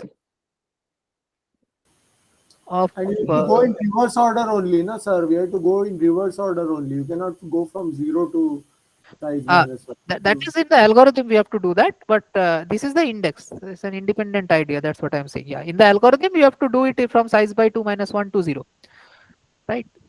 So this is, I think, I have written that also. Yeah, see, from here to 0. Bottom to top. Yeah. So this is basically the non-leaf node. So if I do that, see, 19 by 2 is what? 9.5, which is 9 minus 1, which is 8. Right? 8. So 8 is the index of the first non-leaf node from the bottom. So if you check the heap now, so 18, 17, here it goes, and from, you see, 8 is the first node which is non-leaf. Yeah, that's correct. Right? Yeah. So what we do in order to make a array into heap is, so how would the array look like? Like this is, I mean, so the array would basically be like, this is the first 0th element of the array, first element. So this is basically the index, right? This is simple an array, and all these are index. And what you do is you start from the 8th cell, I mean 8th index cell, and you go till the 0th index cell, and on each one of them you simply call Heapify. That's what you do, right? So basically you start your array for I in range. I know you cannot put like expressions in range, but let's say you put some, I mean, just for the sake of pseudocode I'm saying it. So what you can do is, here in this case it would be 19 by, sorry, 2 minus 1 to 0 you will go, right, and minus 1, and Heapify I. That's it. So this is your build heap operation, or in, I think according to the lecture slide, it is Heapify operation. Fine. Anyways. Okay, so with respect to the fundamental doubt in some basic algorithms, right, Floyd-Warshall and anything like your Bellman-Ford, Dijkstra, if you have fundamental doubt in the algorithm from scratch, I would request you to watch the open session in a 3x speed on YouTube. I hope that would be easier for you to, because we have discussed it in much detailed manner over there. So I hope that would be easier for you to understand. Just check that out.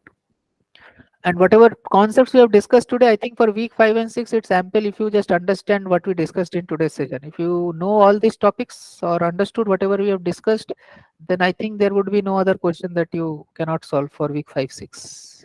So at least you'll get 50%. Yeah, hope so. But you will get more than that. You all know. Fine. I will upload the session maybe by tomorrow morning, latest by tomorrow afternoon. So. Okay, sir. And check for Bellman-Ford algorithm code, sir.